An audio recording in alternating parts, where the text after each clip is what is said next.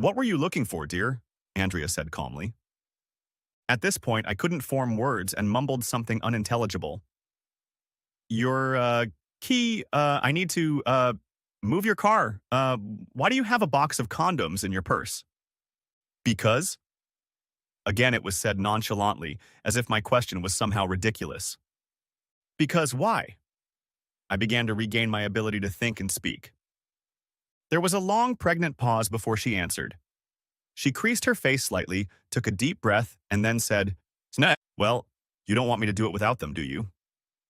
It was as if a truck had come down on me. Staggering, I stepped back and sat down in one of the chairs at the kitchen table. I had no idea what to say, didn't know what to think. All the air had been sucked out of my lungs and I couldn't breathe. Andrea continued, "I use protective gear with him all the time. I'm sure he's very clean, but I'm also sure you don't want me bringing home any unwanted germs." And Andrea said it like it was the most natural thing in the world. Like I was the one being ridiculous, asking why my wife was putting a box of condoms in her purse. Silly me. Now, before I continue, I suppose it would be helpful to tell you a little bit about me, Andrea, and the Stewart family. My name is John L. Stewart. I am 33 years of age. I am married to Andrea P. Stewart, née Layton, and she is the same age as me. We met at the university and were married immediately after graduation. I am a mechanical engineer, and Andrea is a real estate agent. We have 3 beautiful daughters, I've told you about them before, and we live in a very upscale neighborhood in Albany, NY. It's a 2-story colonial home with a 3-car garage, circular driveway, and a pool in the backyard. The house has 5 bedrooms and 6 bathrooms. It's actually much bigger than we needed, but Andrea found it, and it was a good deal at the time, so we bought it. We've lived here for about 3 years now and have had time to get to know the neighborhood and the people who live around us. The schools in the neighborhood are very good, and it's easy for both of us to get to work. All in all, I can say that life has been almost perfect. Almost. If it was perfect, I wouldn't have to work 60 hours a week, and Andrea wouldn't have to work all hours of the day and night and on weekends too. We managed to take care of the kids first and foremost and have dinner together at least 3 times a week. On Sundays, we always get together to do something together and then sit down at the dinner table, eat, talk, laugh, and find out what everyone has done the past week and what's coming up for the next week. For me, the dinner table is one of the hearts of the home. My mother and father taught me that. We would gather around it to eat, discuss business, tell stories and laugh, sort out problems and make plans for the future. That's why when Andrea and I had our conversation, it took place in the kitchen. We ended up sitting around the table. This has nothing to do with you, John. It has everything to do with me. It's just something I need, and it's separate from you and me and our family. But then you'd think the woman saying those words was a complete stranger to the woman I'd been married to for 11 years. The woman with whom I shared a family, a home, a bed. She continued, "Don't dwell on it, John. In fact, you can forget about it because it won't affect you in any way. Our lives won't change. Our family hasn't changed. It hasn't affected you in any way. And believe me, honey, it won't affect you in the future either." I took a big breath because I realized I wasn't breathing. Really? Are you serious? I'm supposed to just forget about it? My wife is having fun with some other man and I'm supposed to just forget about it? Oh my God. I exhaled. Breathing is such a tricky thing to remember to do. And you just told me you've been having fun with Rob for 2 years. What the hell, Andrea? She looked at me with an expression that said I was talking nonsense. Honey, you've been very busy with your work and so have I, and the kids are at the stage where their lives demand a lot of our time, so this is just a little thing to take the edge off. She paused to let that bit of wisdom soak in. If you think about it rationally, our sex life is greatly diminished from what it was, but at this stage of life there's nothing we can do about it. She paused again. So what I do doesn't matter to us. It's selfish of me, yes, I admit that. But I get to scratch the itch and come home to you and our daughters and be a good wife and mother. My mouth dropped open as I listened to this nonsense. Wait, you're equating infidelity with being a better wife and mother? I turned my head slightly so I could hear her better. I couldn't believe what I was hearing from the woman I'd been married to for 11 years. Suddenly the room came into motion. and it was as if I was on a ride that was out of control. I fell from my chair to the floor, managing to catch myself with one hand, and then the contents of my stomach unceremoniously came into view. I threw up on the kitchen floor. A moment later, I staggered to my feet and made my way as quickly as I could to the bedroom bathroom to finish the job. I was on my knees trying to regain my composure when Andrea poked her head out from around the corner and pressed her face against the porcelain bowl entrance. "I'm sorry, sweetheart. I didn't plan for you to find out this way. I figured it would be better for you not to know. What good will come of it?" She watched me gasp again, then took a face cloth, wiped it under cold water, and handed it to me. I took it and wiped my face and mouth. Slowly, on very wobbly legs, I stood up. I could see the look on her face. She really looked worried. That was the most puzzling thing. That was what I couldn't understand. Who was this woman? What had she done to my wife? Where was the real Andrea? "Honey, I'll take the girls to school and see you after work. I'll make dinner, and then when the girls go to bed, we can have a drink and talk, okay?" Sweat was rolling off my face, and there was no way I could find the words that could in any way express what I wanted to say. I mean, Jesus Christ, I could hear the doors closing and her car starting, so I slowly got up off the bathroom floor, plopped down on the bed, and closed my eyes. I had to concentrate on not trying to throw up anymore. There was nothing left in my intestines to vomit out except maybe what was left of my shattered heart. The rest of the day passed like a blur. I remember calling my boss and telling him I was sick and couldn't make it to the office. I had a few things to reschedule, but nothing that couldn't wait a day or so. The house was quiet and I realized that Andrea and the girls had left. I looked at the clock and realized it was 10 o'clock. I undressed and stood under the hot shower for ages. Maybe half an hour, but my ability to tell time was somehow impaired. I dressed in jeans and a shirt and returned to the kitchen. My earlier endeavors had already been cleaned up. The window was open, and the smell was almost gone. I sat down at the table and stared at him, hoping he would give me some great revelation about what the hell had happened this morning. I started formulating questions. So many things I needed to know, but what I really wanted to do was rewind time.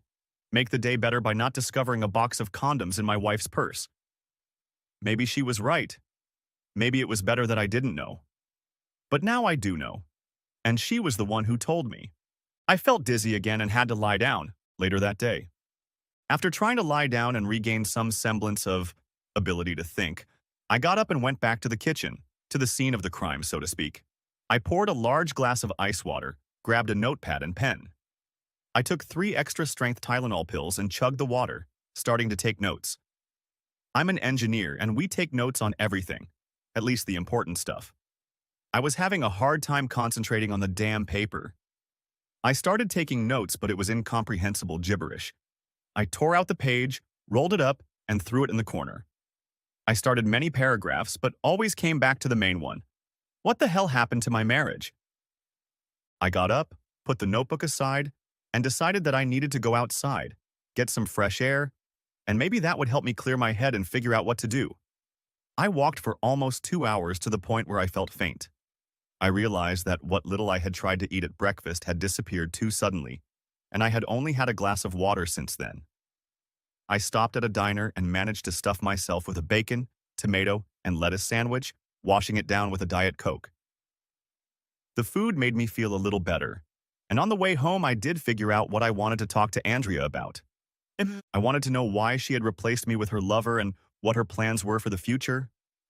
If she was leaving me, I was pretty sure it was going to happen without my daughters. I was determined that they would not be victims here, and that I would fight for them with everything I had.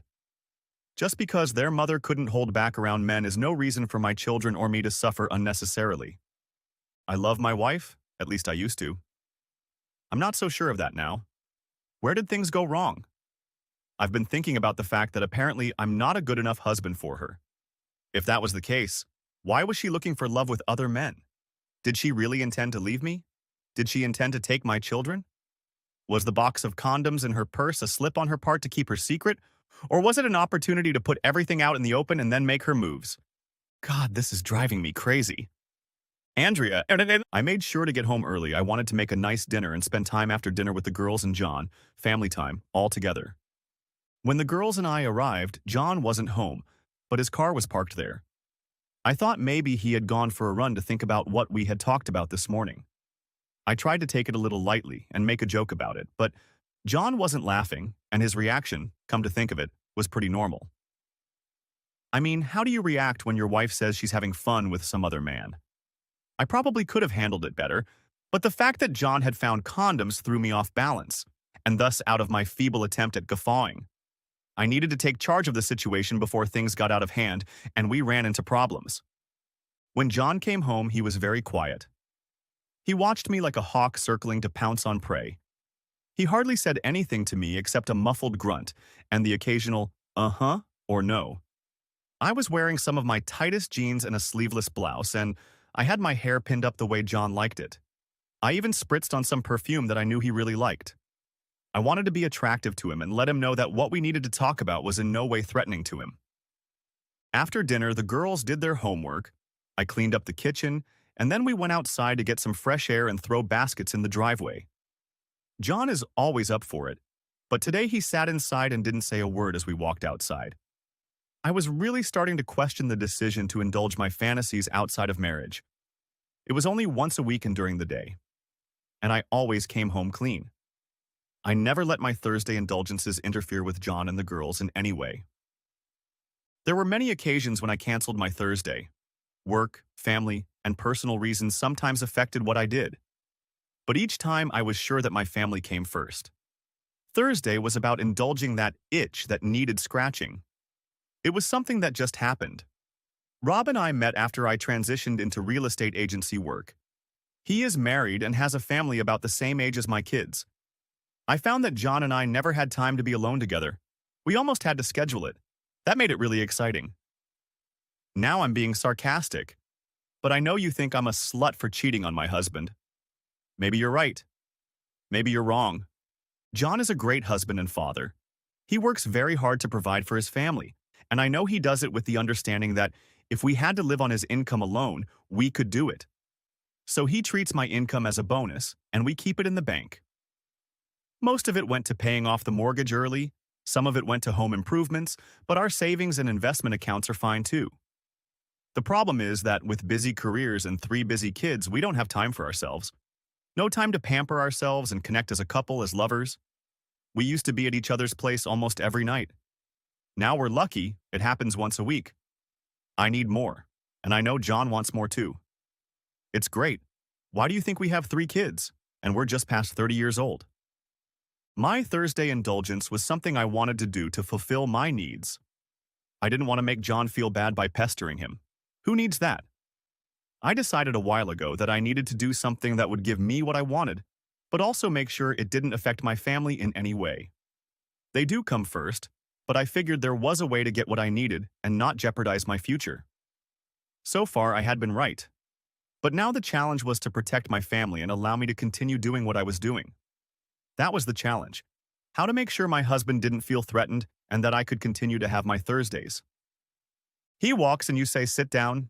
It's just a conversation. Let him know that you know what's best. Andrea. The kids had already gone to bed and now was the perfect time to talk. I pulled some wine out of the fridge, poured some for myself, and brought John his favorite beer.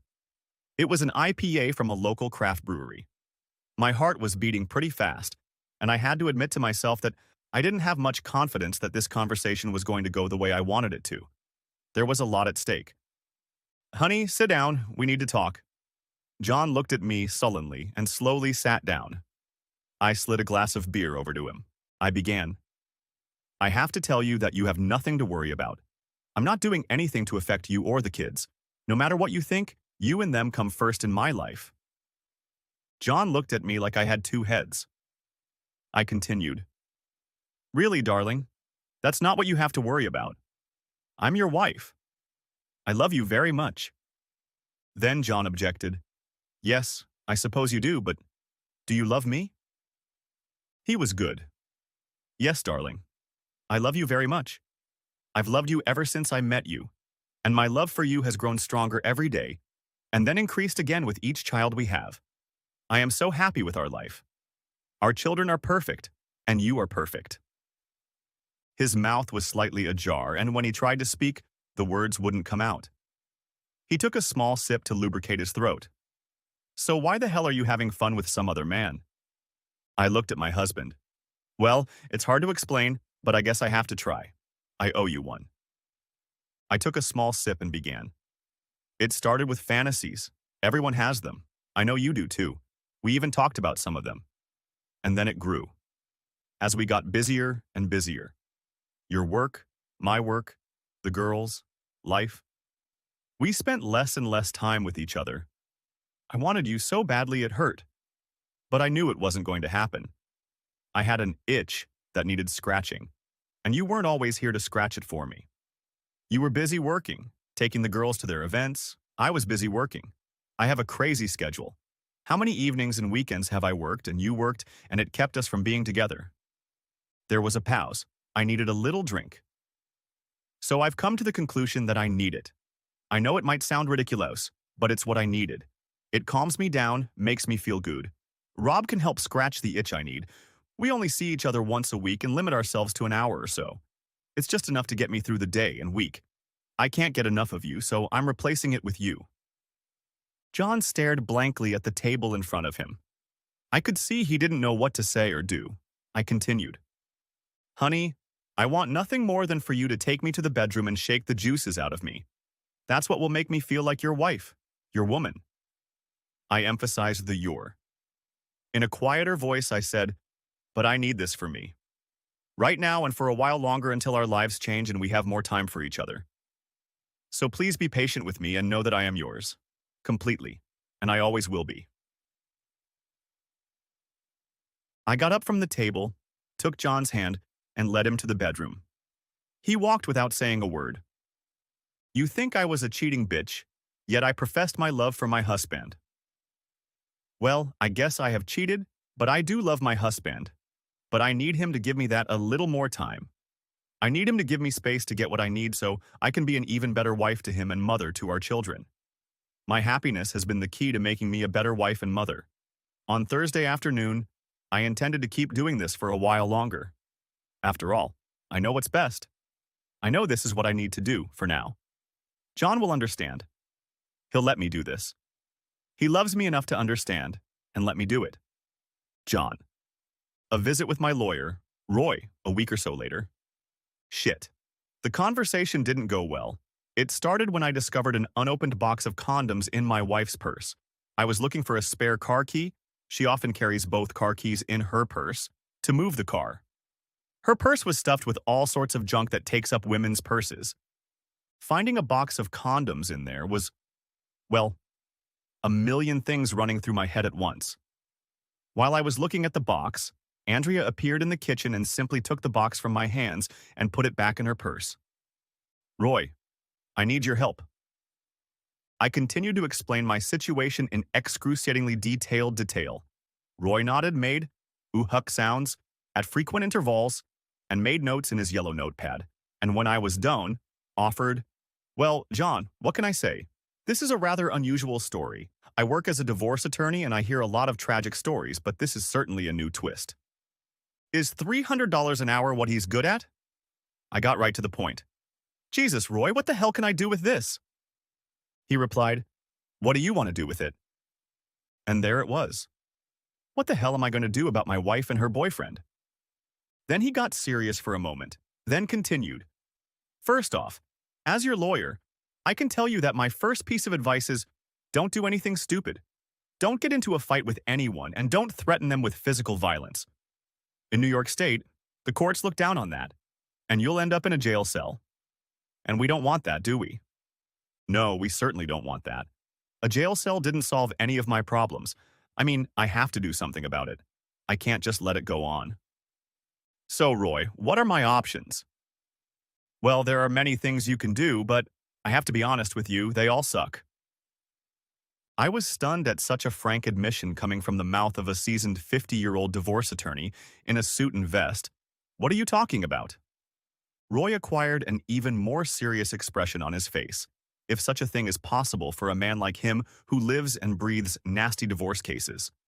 Supposedly, he was the best in the neighborhood, and he wasn't cheap.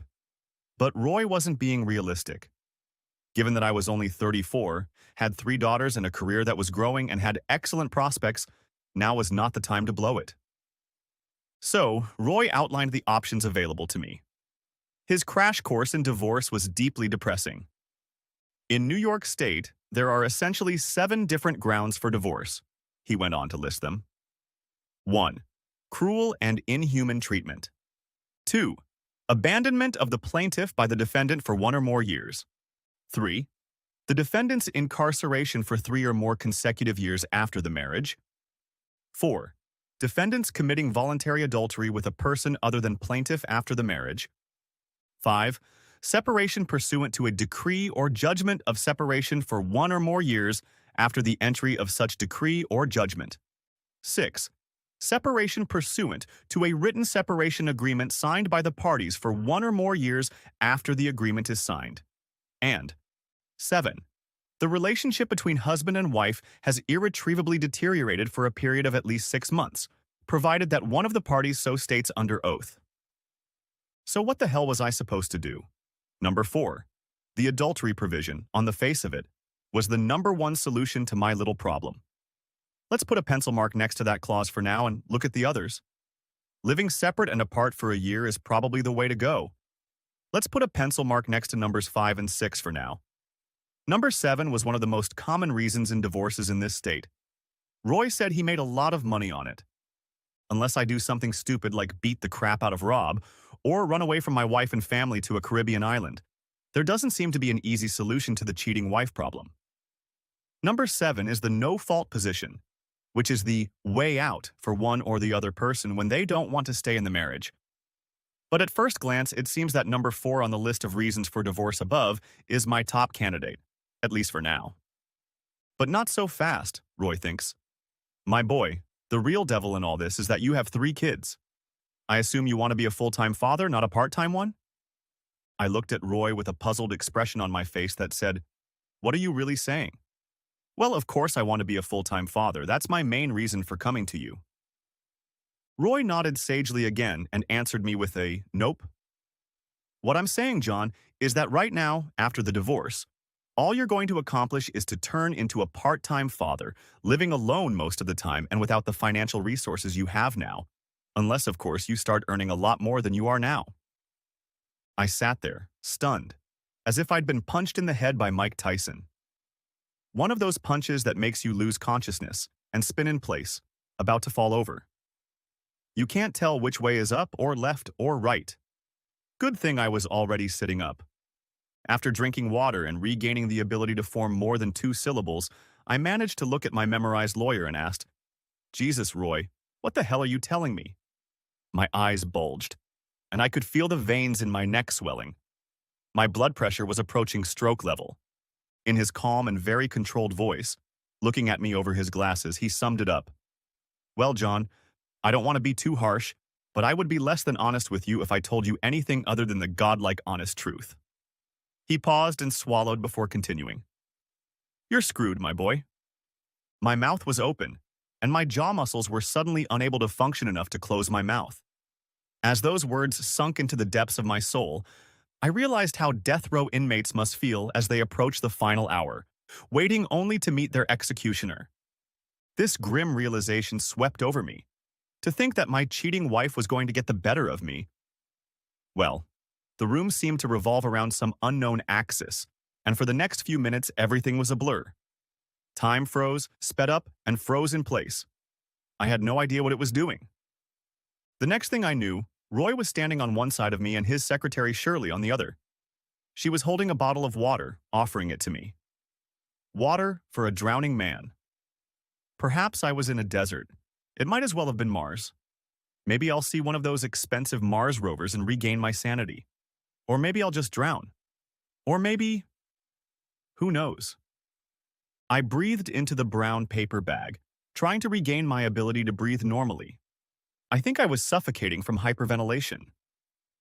I took the water bottle, drank almost all of it in one big gulp, and returned the empty bottle to Shirley. When I regained my ability to breathe normally, as well as my ability to think logically, I looked at Roy and revisited the 7 reasons for divorce in New York. So, why don't I seriously consider number 4 on your nice list, Roy? I mean, my wife has been getting it from another man for some time now. She even admitted it to me in our kitchen for goodness sake. Why shouldn't I force this shit show because of her infidelity?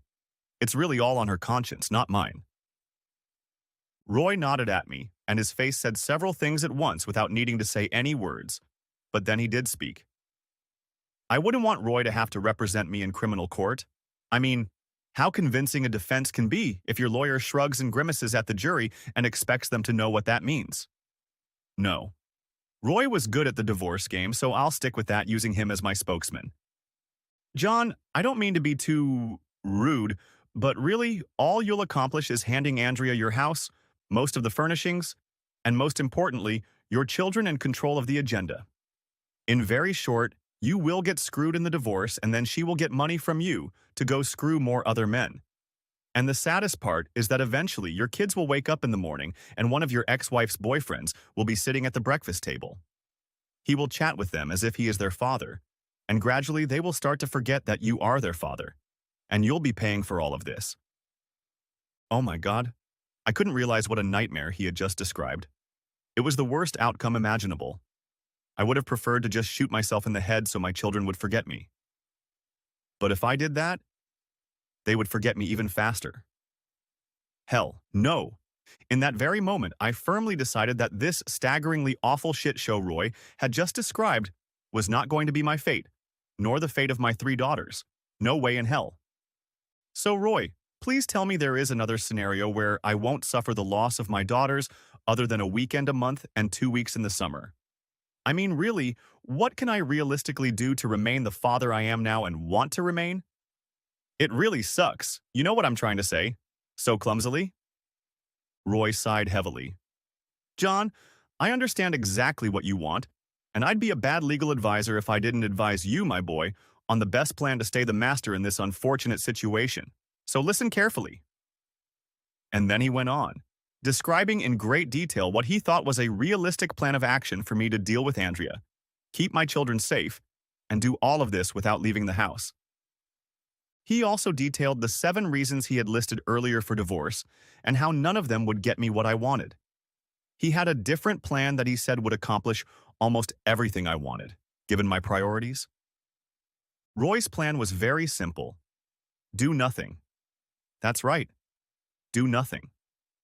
Continue to be married to Andrea and continue to be the best father I could be. Continue to enjoy my family and the closeness I shared with my wife. To ignore as much as possible what she was saying in the kitchen and move on with my life. Andrea said her extramarital sex had nothing to do with us, so why not believe that and continue to enjoy my relationship with my wife? You think Roy is an incredibly incompetent lawyer, and I'm a damn fool for believing him, don't you? Well, that's how I reacted too. How could I look at myself in the mirror in the morning without being disgusted that I was putting up with her cheating? What the hell had my marriage and my life become? Roy let his sage advice take a moment to comprehend, then cleared his throat, sipped some water, and continued. I know you must believe that I'm not a very good divorce lawyer, but from my vast experience, I can tell you that in your situation, you will lose, and you will lose far more than you will gain. You may be able to fix your wife's infidelity, but you will lose your children, your home, your financial future, and most importantly, your happiness. The old bastard waited a moment longer before continuing his lecture on loss. I know this seems very unfair to you, and frankly, it is extremely unfair. But divorce happens legally. The court tends to give custody to the mother. I know what you're thinking. Infidelity should be a factor for the court to consider, but it usually isn't. Roy looked saddened by this fact. It was as if he was personally offended by the state of affairs in New York State divorce law. I'm sure many of his clients would like infidelity to be taken into account in matters such as child custody and home. But it isn't. I decided to sigh again. So, Roy, let me rack my feeble brain. Andrea is divorcing other men for her own pleasure, and there's nothing I can do about it. And if I divorce her, she'll be laughing all the way home when she takes the kids away from me, our house, and will probably have to pay to maintain her lifestyle. I wasn't sure if I was questioning what I had just heard, or if I was summarizing it in some way that nicely brought it all together for easy understanding. In my small, lizard-like brain, I knew I was screwed.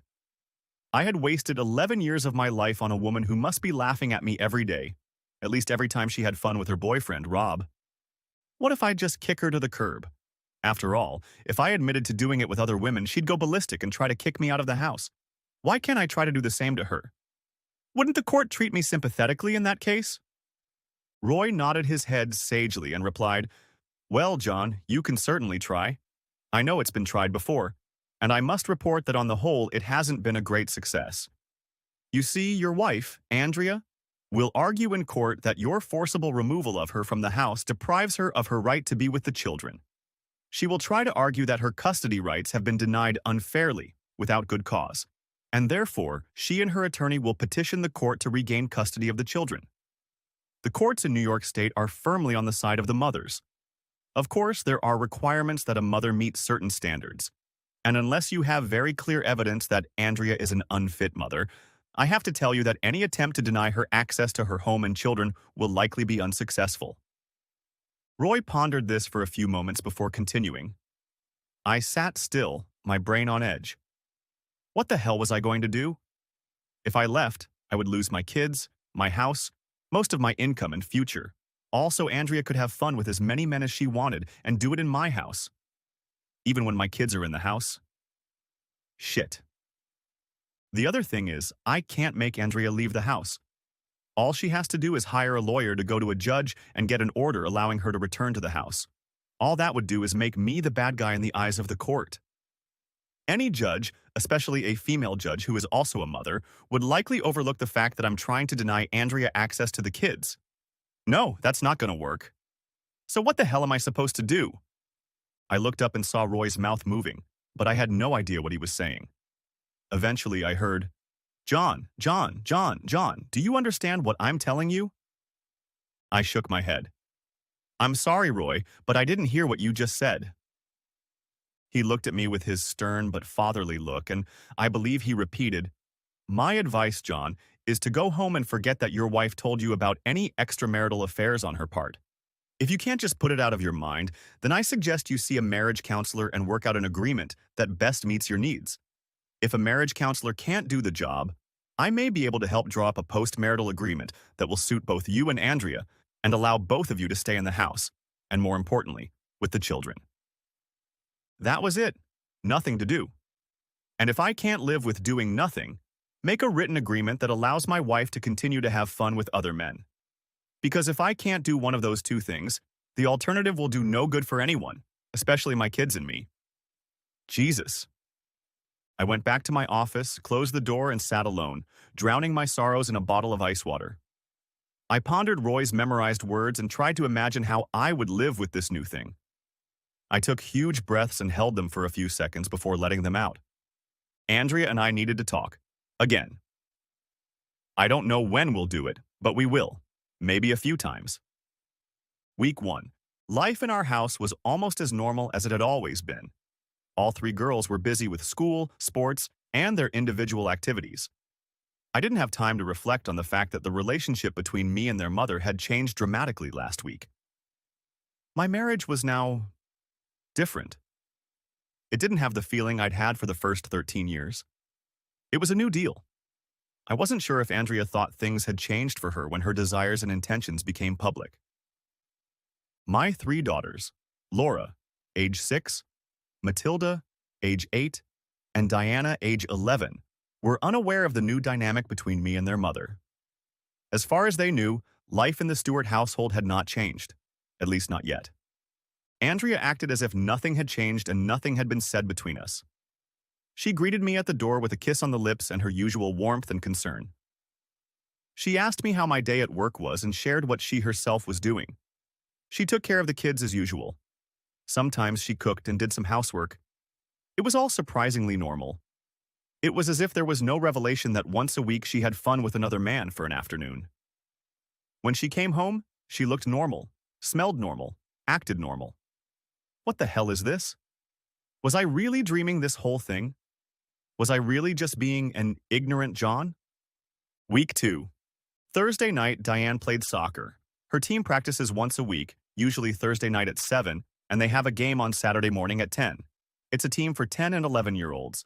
Laura and/or Matilda usually come to practice with me, and the whole family goes to the games. Right after the game, Matilda goes to ballet. I had gotten used to Andrea not going to practice. She had things to do at work and I didn't think about it anymore. But this Thursday was different. It was the time Andrea would spend with Rob, her lover of the past 2 years. They would hang out at his house, usually in the afternoon or after work. They left work early, and spend an hour or two together. Andrea would take a shower before going home, and then she would say hello to the girls and talk about soccer and school and anything else the girls wanted to talk about. But now I knew. I knew that my wife was no longer my wife. She was now partially someone else's. She was dividing her life between her family and her lover, Rob. The realization of this was slowly creeping into my thinking brain. My rational brain was realizing that things had changed. The emotional brain was catching up with it. The emotional brain was searching for the vast gulf between Andrea, my loving wife and mother of my 3 children, and Andrea, the cheating whore who was having fun with another man and trying to make it seem like it was okay. I'd never met Rob, and I didn't really want to meet him. I was afraid I would lose control and do something stupid that would get me in trouble with the police and land me in jail. It would make my life a living hell. Not that it wasn't already. The words of my lawyer, Roy, kept coming back to me. Don't do anything stupid, John. Week 3. Every morning I went to work with a knot in my gut. I had to really concentrate on what I was doing at work. My boss, Ron Walton, noticed that I often didn't pay attention to what was going on around me. He is a really nice guy, and in many ways is a father figure and mentor to me. He invited me in for coffee, and in his very calm manner tried to get me to tell him what was bothering me. I practically dodged the question, but Ron wasn't going to put up with it so quickly. John, you haven't been yourself lately. Whatever it is, I have to be honest with you that it's starting to affect your work. You're making little mistakes you wouldn't normally make. Others manage to spot them before you screw up something serious, but damn it, you've got to get back in the game, bud. That was the way it was, plain and simple. I exhaled and looked at the cup of coffee in my hand. I'm sorry, Ron. I know I haven't been putting my best foot forward these past few weeks. I exhaled again. I have a personal problem I'm trying to deal with. I don't know what to do about it, and yes, it's affecting my work. I'm going to pull my head out of my ass and promise to get better. He looked at me with genuine concern. John, whatever it is, I'll do my best to help. All you have to do is ask. Okay, if you need time to work on it, just say the word, and it's yours. You're a good guy, and I want you to be part of the team, so if you need anything from me, just name it. He got up to leave and put his hand on my shoulder. I mean it, whatever you need. He left me to think for a while.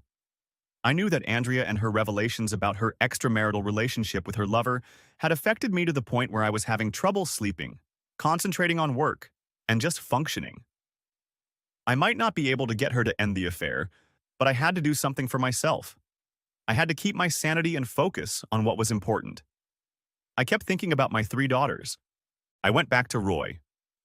I asked him to start working on the post-nuptial agreement he and the marriage counselor had been talking about. What did I have to lose? Week 4. Today is Tuesday, and I got home around 6 o'clock.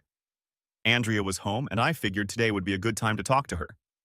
The kids were doing their homework at the dining room table, and Andrea was in the kitchen making something to eat.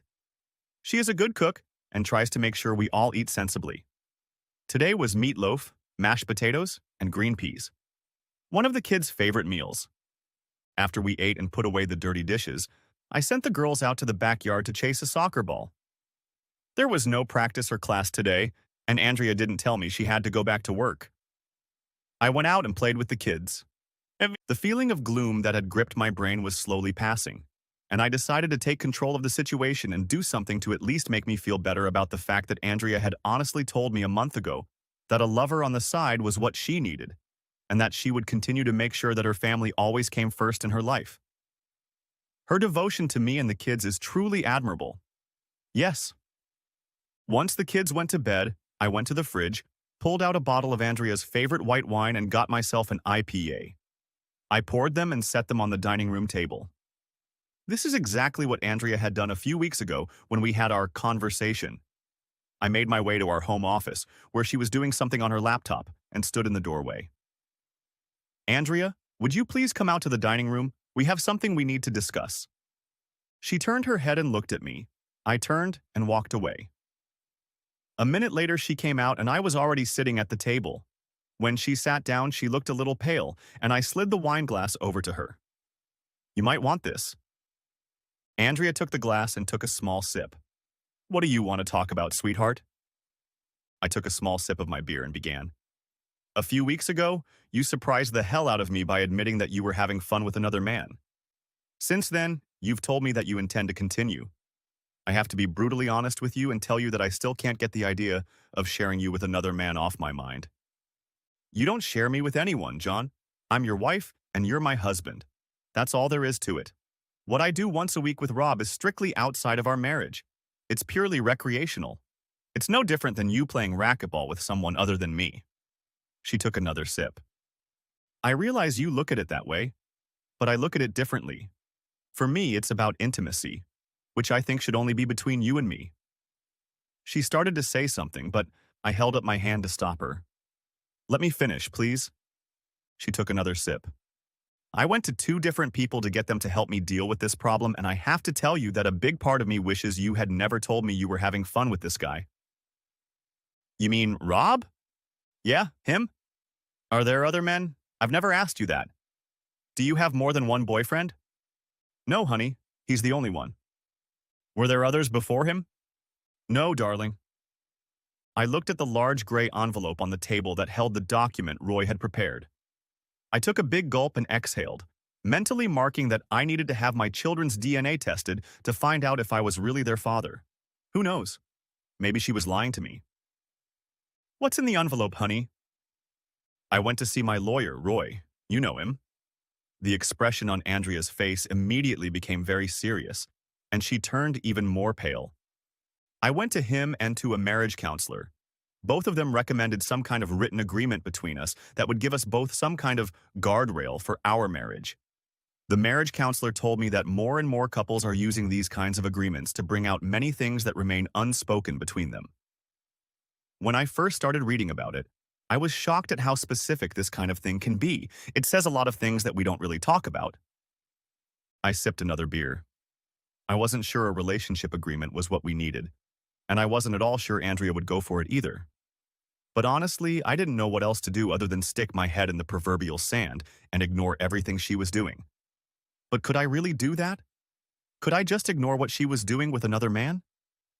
I knew that eventually it would fester and eat away at me to the point where I would just lose my temper and do something stupid, like try to kick her out on the street or hurt her and him in some way. I let Roy and the marriage counselor convince me that using this relationship agreement as a tool to make Andrea understand the impact her behavior was having on our marriage would give her a reason to reconsider her desires. Will she decide to end her affair or leave me and the children? A third course of action for her would be to accept the arrangement and continue to exist as she has been. If she wanted to choose the third option, it would have more serious consequences, which she would see later. This relationship agreement unfortunately provides for a third party in the relationship. For Andrea, it allows her to have her boyfriend Rob over on a regular basis, but it also requires her to be honest with me and tell me about her actions. I have to agree that I will not be nervous or do anything that will interfere with her and him. The flip side of that agreement is that I can do the same thing. What we both do has consequences, and this is one of them. So, I had a marriage counselor draft this document, and then had Roy review it to make sure it was fair for both of us. Andrea looked at me, then at the envelope, and then took a sip of wine. Her eyes widened a little, and her expression was surprised. I continued. Since you've told me that you need more than I can give you, I'm concerned about our family situation. I want to make sure that the girls will be at the forefront of our thoughts in the decisions we make as individuals and as a couple. They deserve it, and they are my top priority, regardless of what else is going on with us. Andrea took another sip. John, you're scaring me a little. Is this your way of saying you want a divorce? Oh no, quite the opposite, dear. I want us to stay married. I don't want to lose you. I love you very much and I want to continue to love you. I just want to make sure the girls are protected no matter what we do. I paused. Not because of any dramatic need, but to get a drink. I needed it to keep going. I know things are a little different for you, but if you agree, I want this agreement for both of us to set some rules. Fences, if you will. within which we must operate so that the girls have a mother and father and see that we are just that. I want them to have a stable family to grow up in. The expression on Andrea's face brightened a little. I was a little worried that you were telling me you wanted a divorce. You know that I love you. You know that girls and you are the first thing I think about all the time? I wondered how she could put family at the top of her priority list on Thursdays when her boyfriend Rob was entertaining her. It didn't make any sense at all. I looked her straight in the eye. Thank you. After another short pause, I continued, pointing to the envelope. So, this is a draft relationship agreement. I want you to look at it and tell me if it's reasonable. Everything here is negotiable. Everything is subject to change. We just have to go with what is. Andrea frowned slightly. Do you really think we need a written agreement to govern our marriage? We've gotten along just fine without one for the last 11 years and 3 children. I looked at my wife with square eyes. Ever since you told me about Rob and your intention a month ago, I thought we better set some ground rules. If you want to keep seeing him or anyone else, and if you want me to keep agreeing to it, then I think we need to make sure our marriage pays attention to the things that give us stability. I can't just sit here and not say anything that lets you know that I'm worried about us, about our future as a couple and as a family. I just can't not do something to protect what we have. Andrea. Oh my God, I had no idea John felt so threatened by what I'm doing to Rob. It has nothing to do with him. I didn't take anything away from us to give to Rob. Rob is just sex. Mindless, yes. But he's good for me. I tried to brush it off like it shouldn't mean anything to him. And I didn't want it to mean anything to him. I wanted him not to think about it at all. I'm John's wife. I love him. And that's it. Now it's all starting to get out of hand. I know that for the last month John has been taking it easy on me. I thought that once he got over it, we would go back to normal. I know that for the past month we have not had any intimacy. I knew right away that the only time he didn't touch me was when we were with the kids, and that was only to a minimal degree. Oh shit, we haven't had contact in a month. What the hell does that mean? Is he afraid of me? Is he pulling away from me? Is he distancing himself from our marriage? Is this all just a clue to get me out the door? Oh my God, I need to take action now before this gets out of hand. What the hell is this relationship agreement he's made? John. So, Andrea, I want you to go over this and then we need to discuss it. I want us to agree on everything before we decide to live by this agreement. What do you think? John, I don't need some piece of paper to say I love you and our daughters. I looked at Andrea. And you know I never thought I needed some piece of paper to say I love you. But when you brought another man into your life and mine, everything changed. I let that sink in a little and took a sip of my beer. I need to know a few things, including your long-term intentions. Do you plan to eventually replace me with a new guy? Do you want to move on at some point? This connection you have with Rob really confuses me, honey. Part of me says that you feel like I'm not good enough for you anymore. I'm not satisfying you enough. Oh, John, no, it's not that at all. We've talked about this before. Rob is just what I need to scratch an itch that is just there. And we have so much to do as a couple and a family that it just doesn't get touched. That's why it happens during the day. I scratch the itch and then I clean myself up and go home to my real life and family. I have never, not once, thought about wanting a different life than the one I have with you and the girls. I even thought we should have more kids. That surprised the hell out of me. What? I sipped my drink. A million thoughts raced through my brain in an instant. You want more kids? I think it's entirely possible. We need to talk about it, but what's wrong with our family getting bigger? You and I love children. Our daughters are the center of our lives. Have you ever thought about a son? This statement from Andrea that we should have a 4th child took me by surprise. I mean, when are she, going to find time to have another child? She was already very busy with her real estate agent job, and then there are 3 kids. How is she going to handle being pregnant? Wait, is that her way of saying she's already pregnant? Shit. Was Rob, who scratched his teeth on Thursday afternoons, the father? When do you want to have a baby? We can start any time. Hell, as soon as now. Let's go. Andrea set her wine glass aside, took my hand, and pulled me toward our bedroom. Today wasn't Thursday, so I wouldn't have to carve out a few seconds. Next day. At breakfast, I told Andrea to take the relationship agreement envelope with her and look it over. I still had a few things I wanted to sort out before she went on with her Thursday activities. I wanted her to realize that this could have some consequences, that we couldn't just pretend we had an open marriage and everything would be fine. Nope. Relationship agreement. This document is the relationship agreement between Andrea Stewart and John Stewart. It goes into effect on the date they mutually sign it and sets the tone of their marriage and relationship between them. And most importantly, the rules they agree to live by for the betterment of the marriage, given that they have 3 children, and that they both recognize and agree that the welfare of the children comes before all other considerations in their marriage. Both Andrea and John agree that the result of any breach of this agreement will not necessarily result in the termination of their marriage and relationship, but will mean that this agreement must be renegotiated and some action taken to correct their individual behavior, or they will both agree to modify this agreement. The items in this agreement are not necessarily in order of importance and do not include everything that makes up the relationship or marriage, but are listed to call attention to them and give them some importance to the relationship. We agree to never threaten the relationship in passing, during disagreements, in arguments, or in the presence of our children, families, or others. Serious disagreements will be discussed privately between the two of us. We agree to take responsibility for our individual emotional reactions, our fears and anxieties, and for ourselves in general. We agree to consciously take time for ourselves as individuals, whether alone, with friends, including on separate vacations if we agree to do so. We agree to have a weekly date night with no distractions, no cell phones.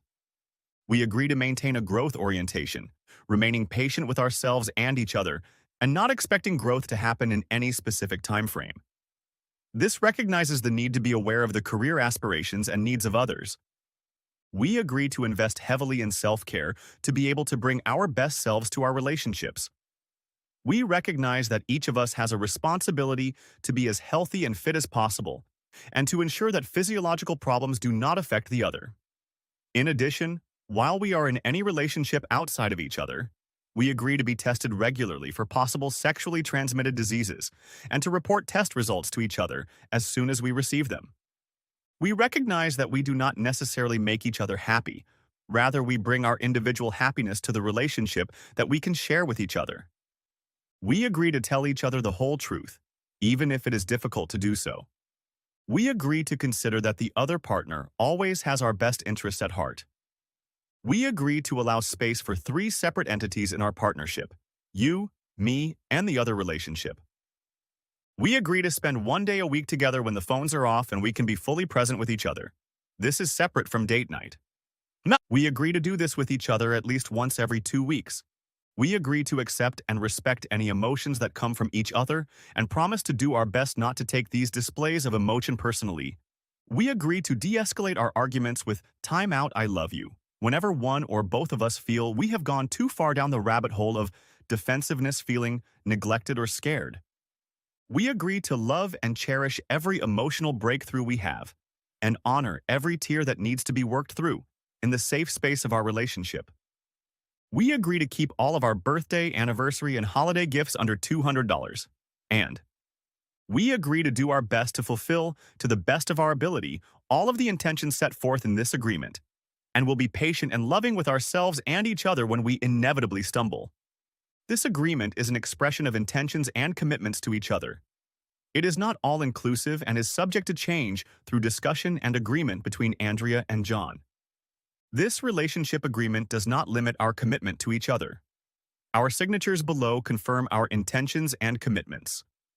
John Stewart. Andrea Stewart. Week 5. Andrea.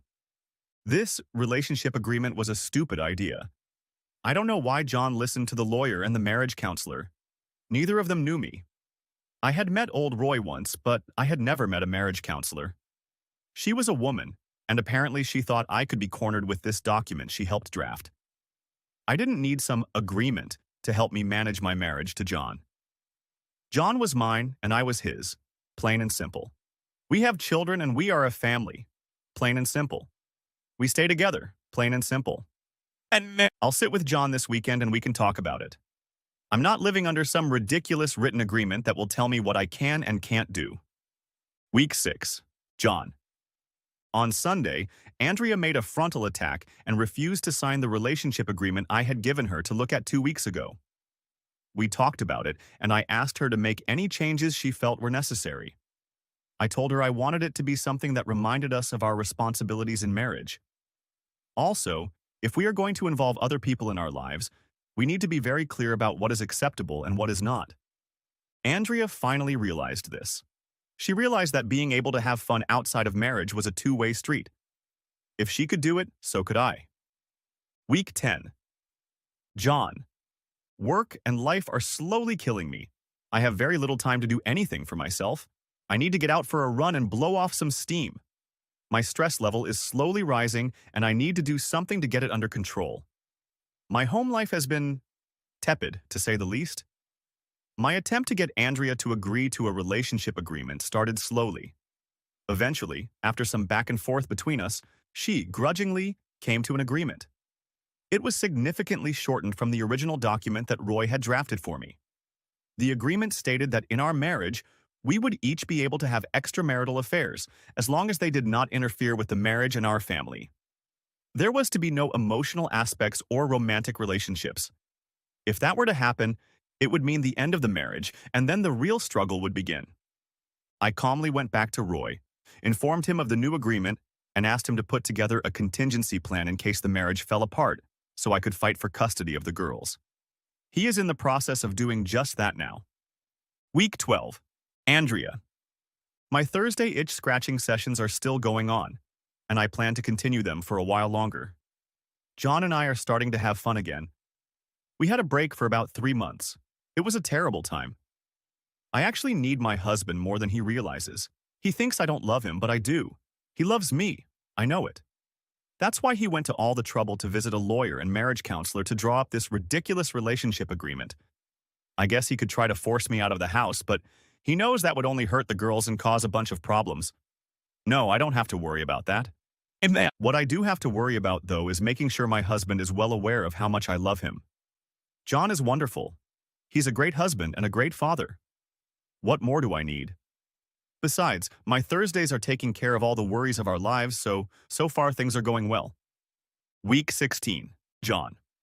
I decided a while back that I needed to do something fun for myself, separate from my family.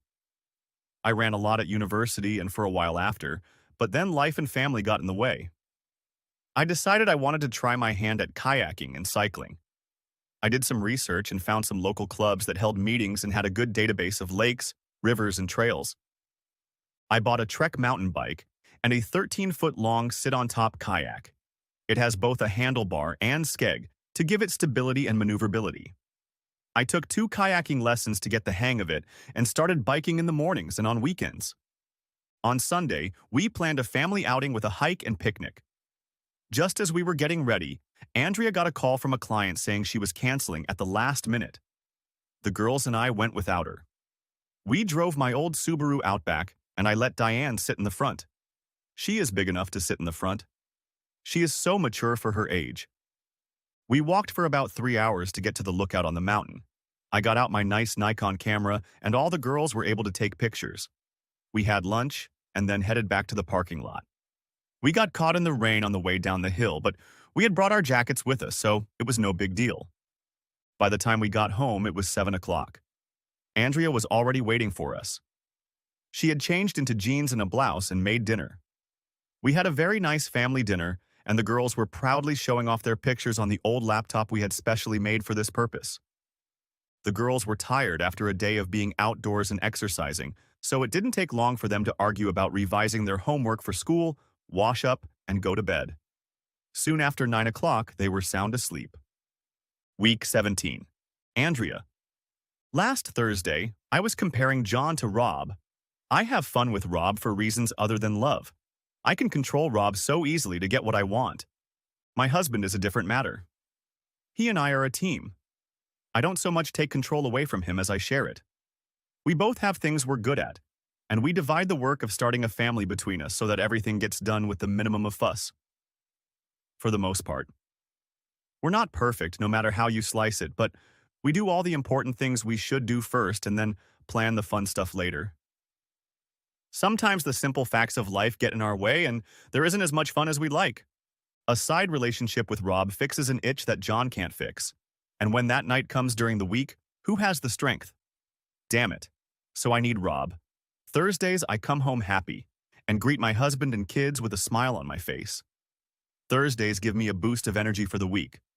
Then I get back to the reality of life, family, work, and other things that need to be done. I can't wait for the weekend when John and I can have some fun. Week 22. John. My cycling group is organizing a weekend ride. The ride starts about an hour out of town and follows several trails and roads outside of town. I plan to go and have already signed up. They will have dinner Saturday night and a big meetup afterward. Probably a lot of people will have a beer or two. I've been trying to stay away from alcohol for the last few months, both to cut down on extra calories and to keep my emotions in check. When you are angry or upset, alcohol is not your friend. So it's best to stay away from it and keep your composure. Overall, my fitness level has increased significantly. I still run almost every day, and adding biking has really increased my leg strength. I noticed that my pants were getting tighter than they used to, so I purchased several new pairs of pants designed for a more athletic build. There are about 100 people signed up for the bike ride this weekend, so it should be a great time. Andrea. John is spending more and more time outdoors mountain biking and kayaking. He gets up at 5 a.m. and runs for over an hour before showering and getting ready for work. His breakfast consists of fruit, yogurt, and a cup of coffee. I walk the kids to the school bus stop and then head to work. John is usually here when the kids get home, or they go to a neighbor's house. We've made a deal with them that the girls can go there for an hour or so until John or I get home. This weekend, John is going on a group trip somewhere out of town. He told me he's leaving on Friday and will be home around 7 on Sunday. On Wednesday, a new bike was delivered here. It was brought in from a bike store. I was here when the guy brought it to the front door. It's red. That's about all I know about bicycles. When John got home, he dropped everything he was doing, changed into his riding clothes, and went straight out on it. An hour later when he returned, he was smiling and raving about what a great bike it was. John, I had a great time this weekend. My new Trek Marlin 6 is a fantastic bike. The pace was very fast and the terrain just killed me. I was sweating like a dog. Do dogs sweat? And a couple times I started to cramp up when I exerted myself hard. I flipped over on one of the turns, but luckily both me and the bike only got away with minor scratches. Sunday morning I got a flat tire. The support truck was nearby and I quickly fixed it and got back on the bike. Saturday for dinner was a buffet at the hotel where we were all staying, and afterward there was a bonfire. I had a beer. It was a chance to talk to many of the people I see at the weekly meetings and share stories about the rides. I met Jane and her sister Judy. Or Judy and her sister Jane. Either way, they are both in their 30s and very good at riding. Judy lives with her boyfriend who works for a company that makes skateboards and sells them to dealers. She said that they are actually made in China, painted in a warehouse in some part of the US, and then shipped to retail stores and sold online. Jane pointed out that this guy was a little off his rocker. Judy looked at her sister glumly. Judy is an elementary school teacher. Jane is an aspiring lawyer working in one of the firms in town. She is single again since her marriage broke up 2 years ago. One day a guy decides that it's not Jane he wants, but something else. She didn't say anything of the sort, but if I understand correctly, she made a mistake marrying him, and the divorce is to correct the mistake. Aren't all divorces about righting a wrong? Anyway, I enjoyed the weekend, especially getting to know Jane and Judy, especially Jane. Week 25. John. Now that fall is almost here. It is getting cooler at night. The kids are going back to school. My work is filling up with new projects. I discovered that the law firm my company uses is the same one Jane works for. Her full name is Jane Francis. I also learned that she is doing a rotation in contract law. I saw her at a meeting in the building where my office is located. She spotted me walking by the conference room they were using and waved at me. I caught the edge of her eye and for a second I didn't recognize her. She looked completely different in a light brown business suit with her hair gathered in a bun, as opposed to a biker suit and her hair gathered in a ponytail. She had light makeup on her face, and I was immediately struck by how gorgeous she looked. She cleaned up really well. I wrote a short note. If you have time, I am in the office on the 4th floor. just ask for me, and can treat you to a delicious lunch, a sandwich and coffee from the four-star coffee shop downstairs. I also wrote my work phone number on the note. As quietly as possible, I opened the conference room door, walked in, and placed the note in front of Jane. She looked at me over her shoulder and I left without interrupting the meeting. An hour or so later, I heard a knock on the open door and there she stood. So, I heard from a reliable source, she waved a note, that a girl can get a sandwich and something to wash it down with nearby. I stood up, grabbed my jacket, and smiling said, "The tuna sandwich is especially good, and if you don't like tuna, they have egg salad, which is just great." On the way to the deli, I complimented Jane on the fact that she looked different than usual when I see her in her cycling clothes. Lunch was spent chatting with two cyclists I know. A couple of people I work with stopped by for food, and I noticed them peering at us to see if anything was going on. I was sorry to disappoint them. Week 27. The cycling club held their last event of the year. It was a 100-mile one-day race. It was mostly roads, but about 15 miles was off-road. Most of the roads were dirt, so with those conditions and off-road, you were guaranteed to finish with several pounds of mud stuck to you and your bike. I came off the course 4 times, so along with the mud, I had to deal with a few scrapes and abrasions. Nothing sanitizes open wounds like mud. The bike behaved very well and never once had a flat tire. I made a mental note to look for a more competitive bike next year. It might be lighter, but lighter means more expensive, and I'm not ready to spend the price of a small car on a mountain bike just yet. There was a crew at the finish line with hoses to rinse the water off the bikes and the cyclists, so I managed to get most of the mud off me. Jane finished right after me, and we shared stories about the challenging ride. She had gone off the course several times and had gotten a lot of scrapes. Her sister Judy finished ahead of us and was already celebrating her place in the top 20. It was already cold and we all wrapped ourselves in foil blankets to keep warm. There were several vans parked there. Many racers had vans, and knowing what to expect from this event, they brought them to clean up afterward before the trip home. And Jane pulled me by the hand toward one of the larger vans. "Did you bring a change of clothes?" Yeah. I looked toward my car. "Well, go get your stuff." I walked over to my car, pulled out my bag, and put my bike on the rack. I didn't even bother locking it, as it was one of the cheapest bikes out there and it was unlikely anyone would take it. I've realized over the past few months that true cycling fanatics spend thousands of dollars on expensive bikes without blinking an eye. Some of these people would rather go without food than lose a top-of-the-line bike. And they were about the same age as us and offered to let us come into their van and wash up. They told us that the water tank was almost full, so go ahead and take a shower. When we got inside, it was warm. We took off our shoes and socks and I looked around, thinking it was really nice. Jane walked to the back of the van and opened the door to the bathroom. As I pulled out clean clothes, she said, "Come here, John." It just so happened that we bathed together to save water. Later, we quickly gathered our dirty clothes and went outside to the smirking looks of the couple who owned the van. The look he gave me said it all. "You're lucky," and "what the hell," all combined into one knowing look. What he actually said was, "I hope you enjoyed the shower." I just nodded and replied, "Thank you very much." It was announced that there was going to be an informal meeting for food at a pub nearby, and that anyone who could was welcome to join. I looked at Jane, and she looked at me and said, "We'll be there." After making sure all my gear was secured and stowed, I got in the car thinking to myself, what the hell just happened?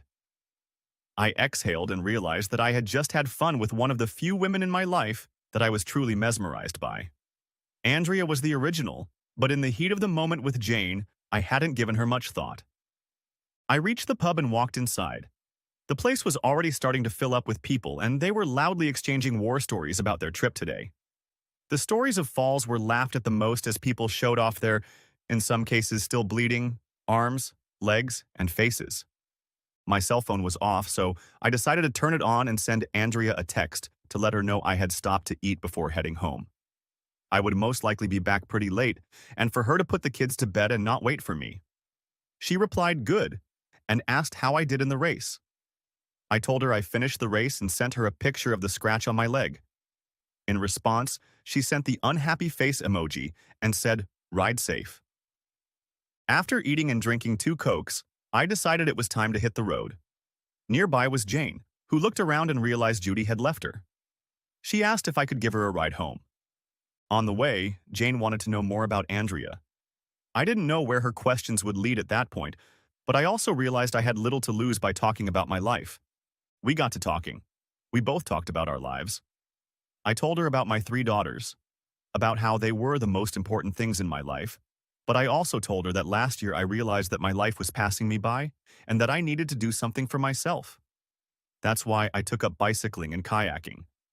I needed to get outside, work up a 7th sweat doing something other than yard work, and challenge myself. I avoided talking about Andrea as much as possible. The last thing I wanted to talk about was my wife being entertained by some other guy on Thursday afternoons. Pulling up to Jane's house, I got out of the car and took her bike off the rack. She grabbed her bag from the back seat and stood looking at me. "Do you want to come in?" I knew what would happen if I went in. In that second, I wanted it more than anything in the world. After what seemed like an hour but was only a few seconds, I nodded yes. Without turning her head, she pointed to the right and said, "Park over there." Week 34. Andrea. My Thursday classes continue. I am really enjoying the couple hours I spend with Rob. I try my best not to let my indulgence with him affect the rest of my life. I try to be a good mother and a good wife. I love my children, and I love my husband. He tries very hard to keep his family together.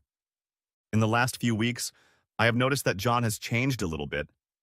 It's imperceptible, but it's there. I didn't notice anything about a month ago, and I wouldn't have noticed if it weren't for my mental checklist that I go through after interacting with Rob and make sure no traces of communication with him are left behind. I started to notice some similarities. John is a very serious guy. He is always laser-like focused on his goals and rarely gets distracted. Because of his seriousness, it's sometimes hard to get him to be relaxed and carefree. He really is like that, but very reserved. The wild and crazy side of his character comes out infrequently and only in circumstances he sees fit. So my girls are always trying to make him laugh with silly jokes and antics. John laughs at them, but the girls know that their daddy is a pretty serious man. But lately, John has been smiling a lot more often, joking around with the kids and trying to pull pranks on them. The girls love it. So, what's going on? John spent most of the summer and fall biking and kayaking, but right now the weather isn't cooperating with either of those activities. He still gets up early in the morning and runs for an hour. Does it? Does it make him happier? Our level of intimacy was, less than I'd like. What's going on? Oh, shit? I just realized. He's found another woman who gives him what he thinks he's missing with me. Damn. Week 36. John. I had some time this afternoon and planned to meet Jane at a diner near my office. We regularly go there for a quick bite to eat and then go to her apartment. When we spend time together, it's the highlight of my day. I hate to say it, but I can see that Andrea enjoys her weekly meetings with her boyfriend. No wonder she comes home happy. I know I come home happy too. So we're even. We both get what we want. I wonder how long this will last, because at some point Jane will get tired of me and want to move on to a man who can make a commitment. And I can't blame her. Just look at her. She's gorgeous, very fit, and just plain classy. This woman has it all. Week 40. Andrea. It's not long until Thanksgiving and seeing my family, which is to say my parents. They live about an hour away from here, and we see them quite often. Thanksgiving and Christmas are the 2 times of the year that the girls enjoy their grandparents. They are spoiled with all the treats and sweets they can handle. John has been noticeably happier lately than he has been in the last couple years. He hardly ever touches me unless the girls are around. John is no longer the gentle and caring person he used to be. But I promised John that I would never say no to him. Is this the kind of marriage I want? Have I screwed things up to the point where the man I love is doing nothing with me? Maybe Rob was a bad idea after all. Maybe that itch I need to scratch needs to be scratched by John.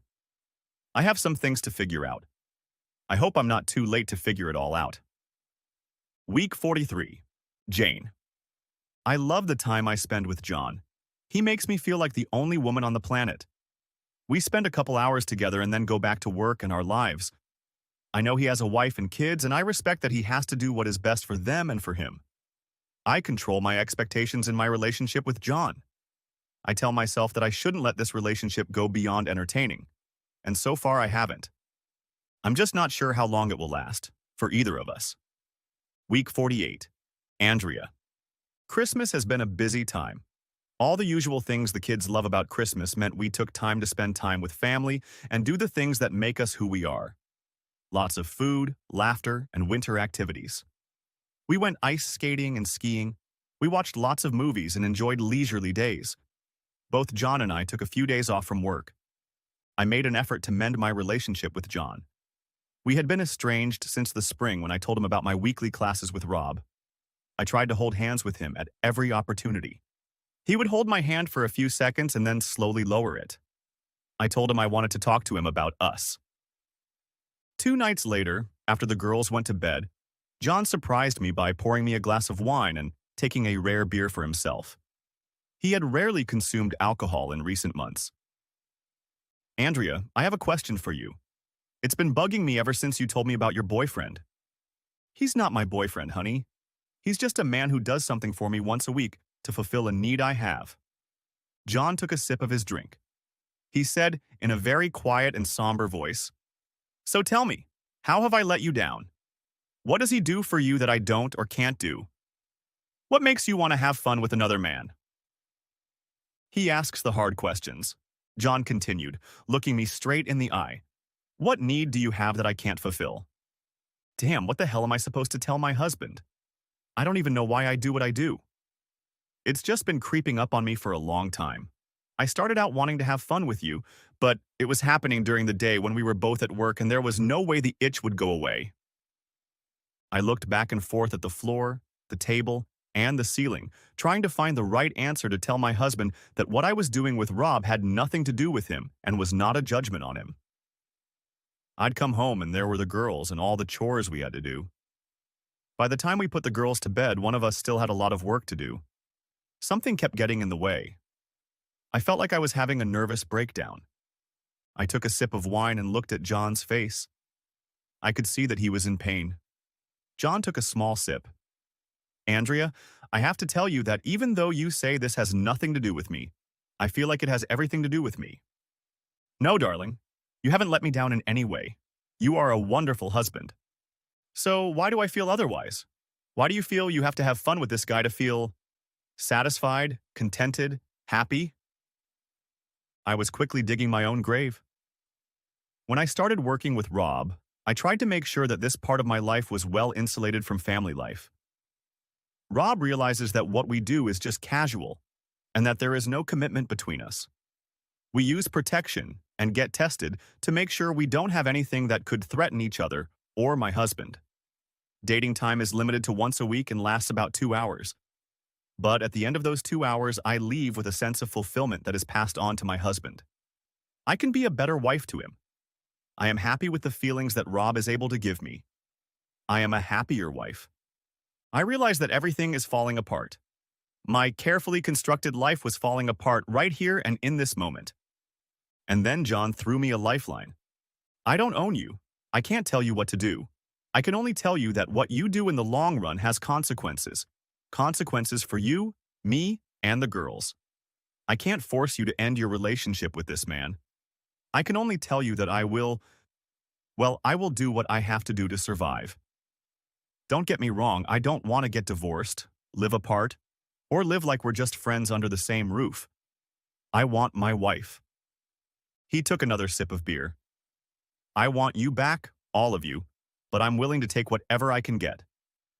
So if you plan to keep spending time with him on Thursdays, well, I'll have to adjust and deal with it. Wow, I dodged that bullet. But what John didn't tell me was that he had a plan too. A plan that would seriously affect my plans.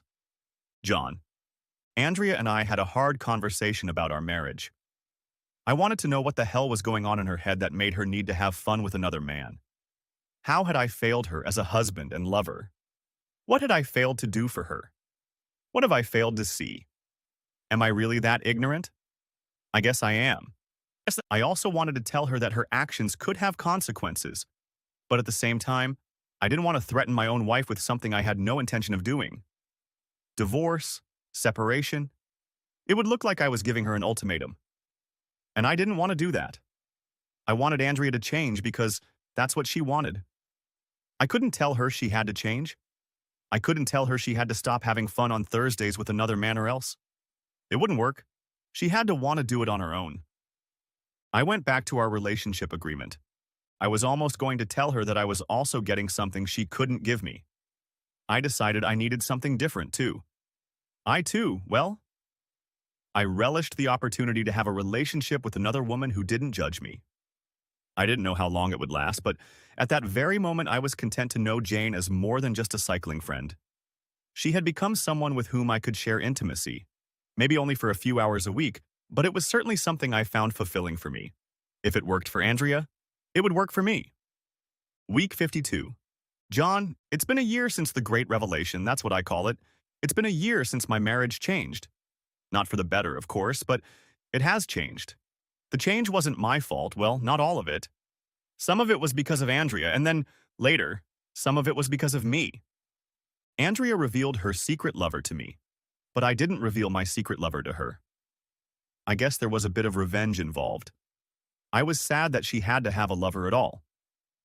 It suggested that I wasn't a good enough husband to satisfy my wife. She swore she had nothing to do with me, but I know she did. She may be trying to save my feelings, but really she's just avoiding the consequences.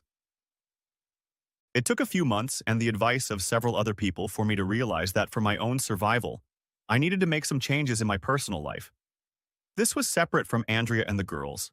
I started doing some things just for myself. I still had all the family obligations and that didn't change, but I started making time for things that made me feel good about myself. I bought a mountain bike and joined a cycling club. I bought a kayak and started taking kayaking and whitewater paddling lessons. I started running more. I lost a few pounds off my average weight and built muscle in my legs and upper body. I even considered taking up boxing as a way to de-stress, but I decided I would start with running and biking and work my way up. And it worked. I also met a man who was also into cycling and we became friends. We developed a relationship that I would call friends of interest. We see each other at bike meets almost every week in nice weather, and on another day of the week we get together for lunch and stop by her condo for a couple hours. She has helped me deal with Andrea in ways I can't even explain. Andrea says her Thursday nights with her lover make her a better wife. Well, my time with Jane makes me a better man. I'm still not sure that makes me a better husband. I think of it as, what's good for the goose is good for the gander, or what has been a popular phrase this year, quid pro quo. Yeah, that's it. Jane. Hi. I have to tell you that a year or so ago, I would never have thought I would be in any kind of relationship with a married man. I mean, only incredibly stupid women get involved with married men. Women who are looking for trouble of the worst kind. We've all heard stories of women who have affairs with married men and then dump them when the woman gets too serious and expects the man to leave his wife. Really, would anyone with a brain expect that to happen? Sometimes they do, but it's rare. So the best policy for single women is to avoid married men. But it doesn't always happen that way. Every once in a while, one of them slips through your defenses and before you know it, you find yourself in a relationship with him. You think, damn, how did that happen? But then you continue the relationship. But you set boundaries for yourself. You try to think like an adult and tell yourself that you won't let him go down that road where you think he's something more. Friends with benefits. It's the order of the day these days.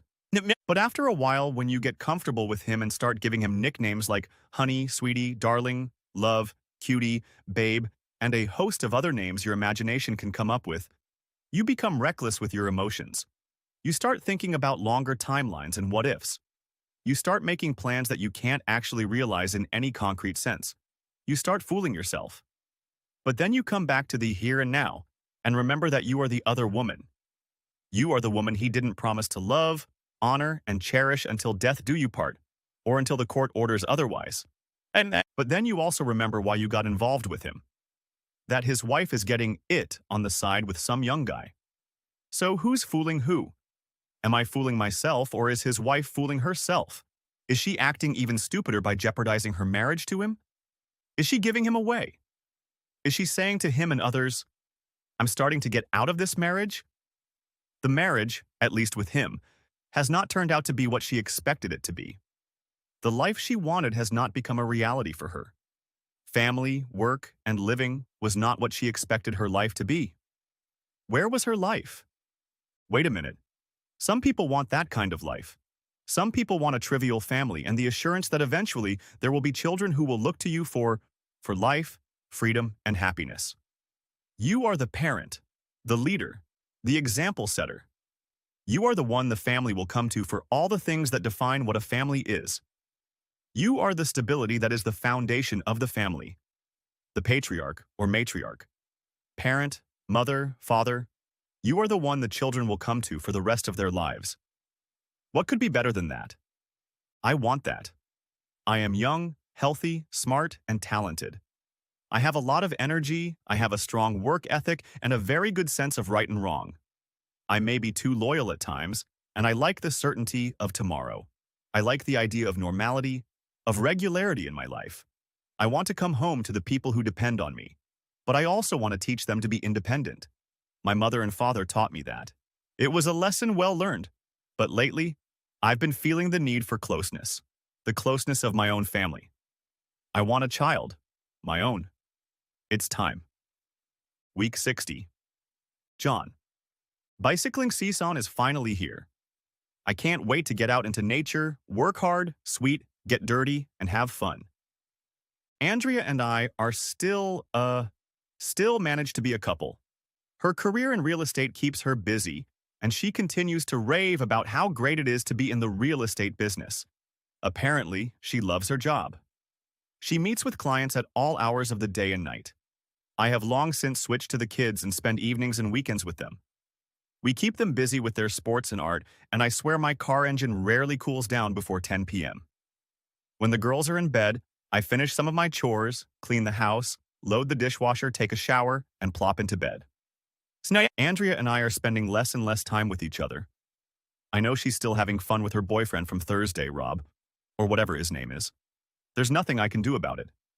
If I do take action, my daughters have the most to lose, and then me. But they see so little of their mother now, what could be different?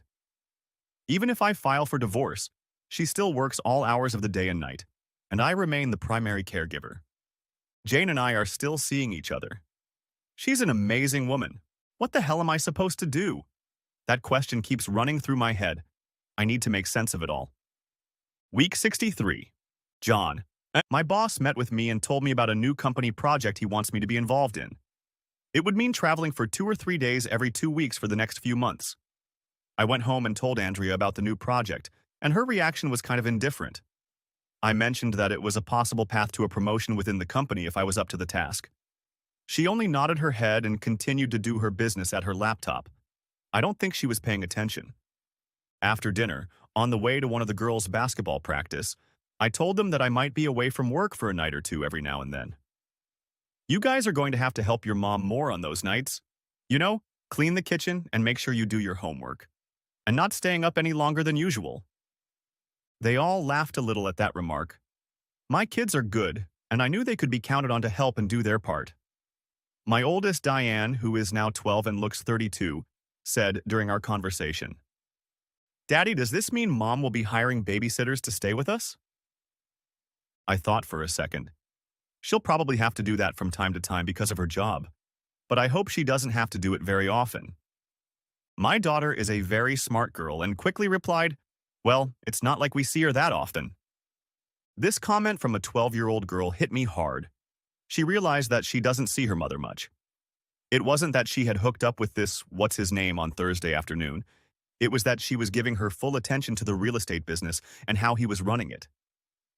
In my hind mind, I knew I had to figure out what to do. At the very least, I decided that I needed to talk to Andrea and make sure she had a good understanding of what the next few months meant for her. John. My conversation with Andrea went about as well as expected. She agreed that my job requirements would be a good career opportunity for me, and that she would of course take over all the childcare.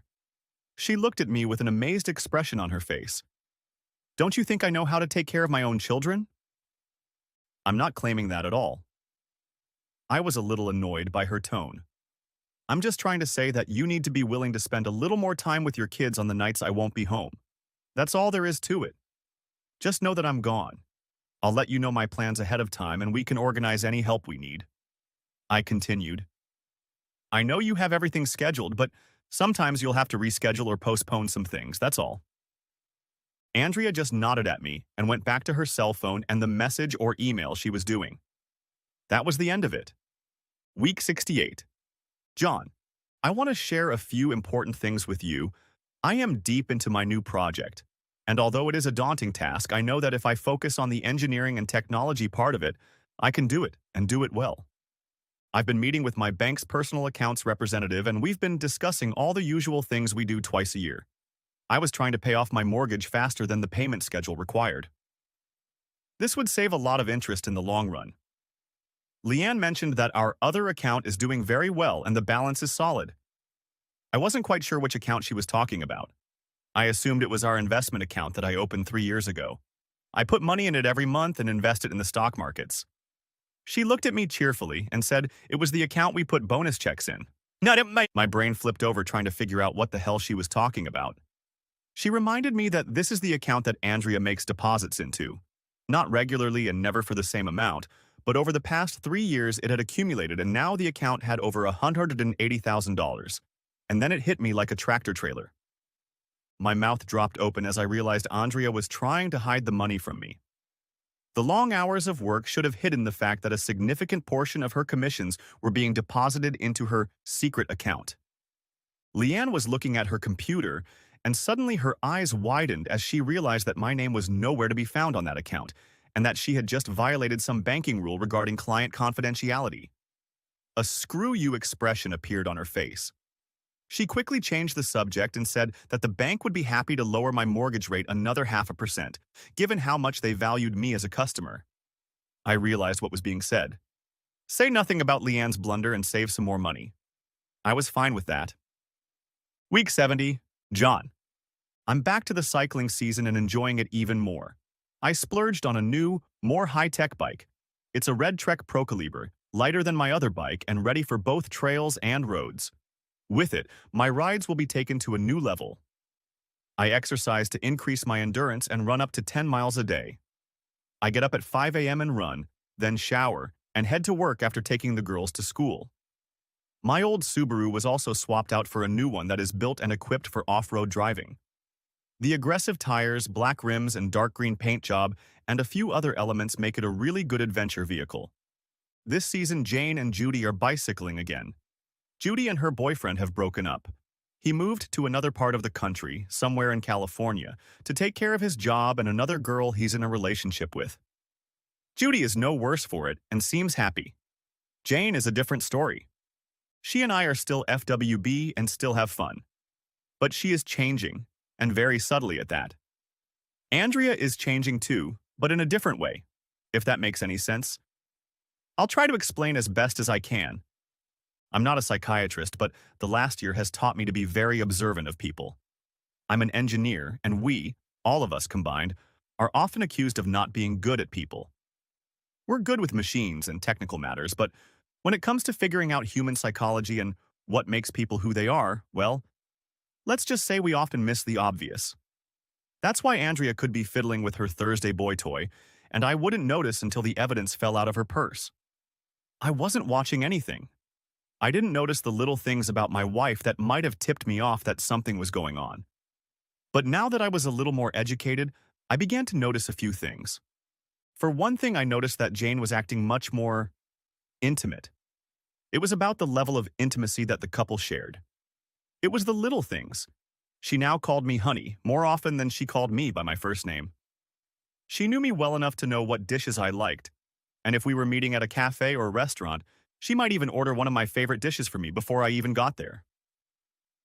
She knows I drink Diet Coke and I like a beer every now and then, usually an IPA.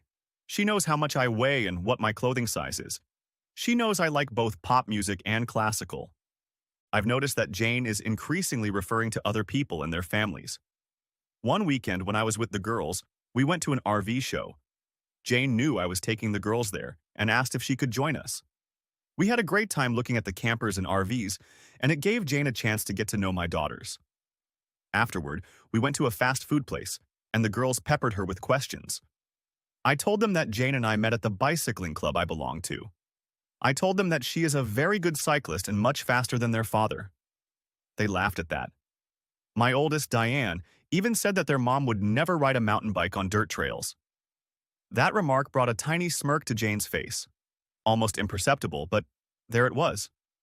It was more of a nope than anything else. On the way home, Diane remarked that Jane seemed like a very nice person. I mentioned earlier that I could sense Andrea changing, and in a very subtle way. She was spending more and more time at work and booking new clients, much more than was possible. She hired an assistant, a new agent, and put her in charge of most of the paperwork. Andrea thus had more time to meet people and presumably show properties. She spent less and less time with me and the girls. She worked most evenings and most of every weekend. Our intimacy was practically nil. She rarely had dinner with her family. She would often come home late, shower, make herself a drink, and then sit down at her laptop to do some more work. Several times I tried to talk to her, but she was always distracted by her phone or laptop.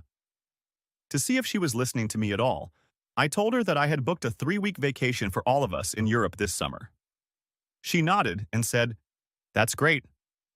That's when I realized it was time to take action. I needed Roy and his expertise again. Week 73.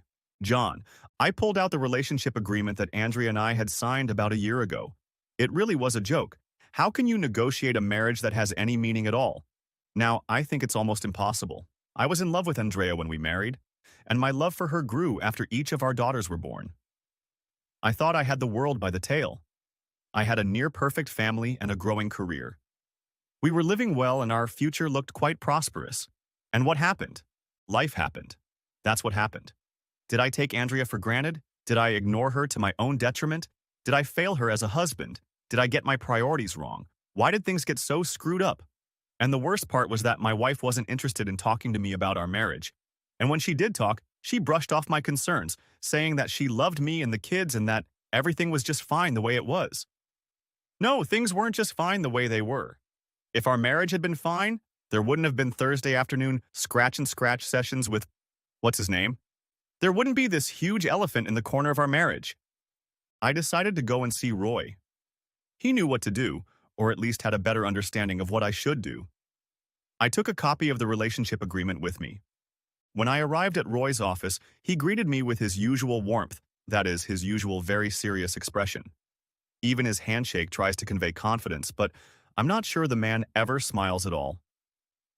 "So, how's it going, John?" I sat down. "Well, where do I start?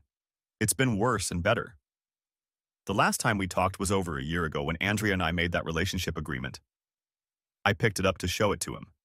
He nodded, saying, and held out his copy. I should have known better. Everything was going pretty much the same as before. I mean, she's still seeing some other man once a week, and I'm seeing a woman once a week. She's become a very good friend of mine. I see, was Roy's reaction to my opening statement. But did he really see it? Things in my life have gotten more complicated. I feel like Andrea and I are growing apart. She's become more aloof and preoccupied than ever. It's hard to talk to her, even when she's at home. She's working more hours than ever, and a few weeks ago I discovered that she's putting money into a secret account. There's probably over $250,000 in there. What the hell does all this mean? I knew the answer to my own question, but I needed to hear it from someone who had dealt with similar cases in the past. "Well, John, this whole thing is really disturbing. I think it's time to bring in someone to help answer some of your questions. I have a very experienced investigator who can help you get information that will help you make a decision." With those words, he went to his phone, summoned an assistant, and asked her to call Bob. A few minutes later, the phone buzzed. Roy answered it and talked to his man, Bob, about the surveillance work. After a couple of nopes, Roy turned to me and said, "He'll be here in about 10 minutes. After Bob walked in and introductions were made, Bob explained what he did for a living. He also explained that he had been working with Roy for several years, as well as many other attorneys. He also explained how much it would cost to find the information I needed. All in all, I wanted to know what the hell Andrea was up to. I wanted more information about her extramarital life, her secret bank account, and what it was for. Bob was taking notes, lots of notes, and I could see he was developing a plan. He told me that everything I wanted to know could be found out. He had the ability to discreetly find information that many of us take for granted, protected from prying eyes. I, on the other hand, just wanted to know what the hell my wife was doing. On the other hand, I assumed she would want to know what I know about her and what I plan to do. Damn, this is getting complicated and ridiculous. I wrote a check to Bob as a prepayment, and after a few handshakes, I left to ponder my future. Week 75. 2 agonizing weeks passed, and finally Roy called to say that Bob had a report he wanted to share with me. We set up a time the next day to analyze the information he had managed to find, dig up, etc. All night my gut was in a knot. I couldn't focus on much, and my girls reminded me for the 10th time that they needed help with their homework. I shook my head and struggled to do what I had to do. Andrea, as usual, wasn't home. The next day, I rushed to Roy's office to see what Bob had to tell me. After greetings, we got to the reason for the meeting. Well, John, I've been busy with what you asked for the last time we met. I must say that your wife is a very busy woman. I'll get right to the main point. She's seeing 2 different men. She meets with each of them once or twice a week, without any specific schedule that I could find, and spends a couple hours with them at a time. She usually meets both men at the same address. What the hell? He has more. I found out at the Land and Property Registry that she owns an apartment in an apartment building near her office. She bought it almost 2 years ago and has just about paid it off. She has a bank account at that bank you told me about with a current balance of $321,000. She put 75% of her commissions from being a real estate agent into it. She has done a lot of transactions over the last 3 years, mostly commercial, and judging by her sales, she is the most profitable agent in the company. They offered her a partnership, but she declined. We can't find a reason why she refused.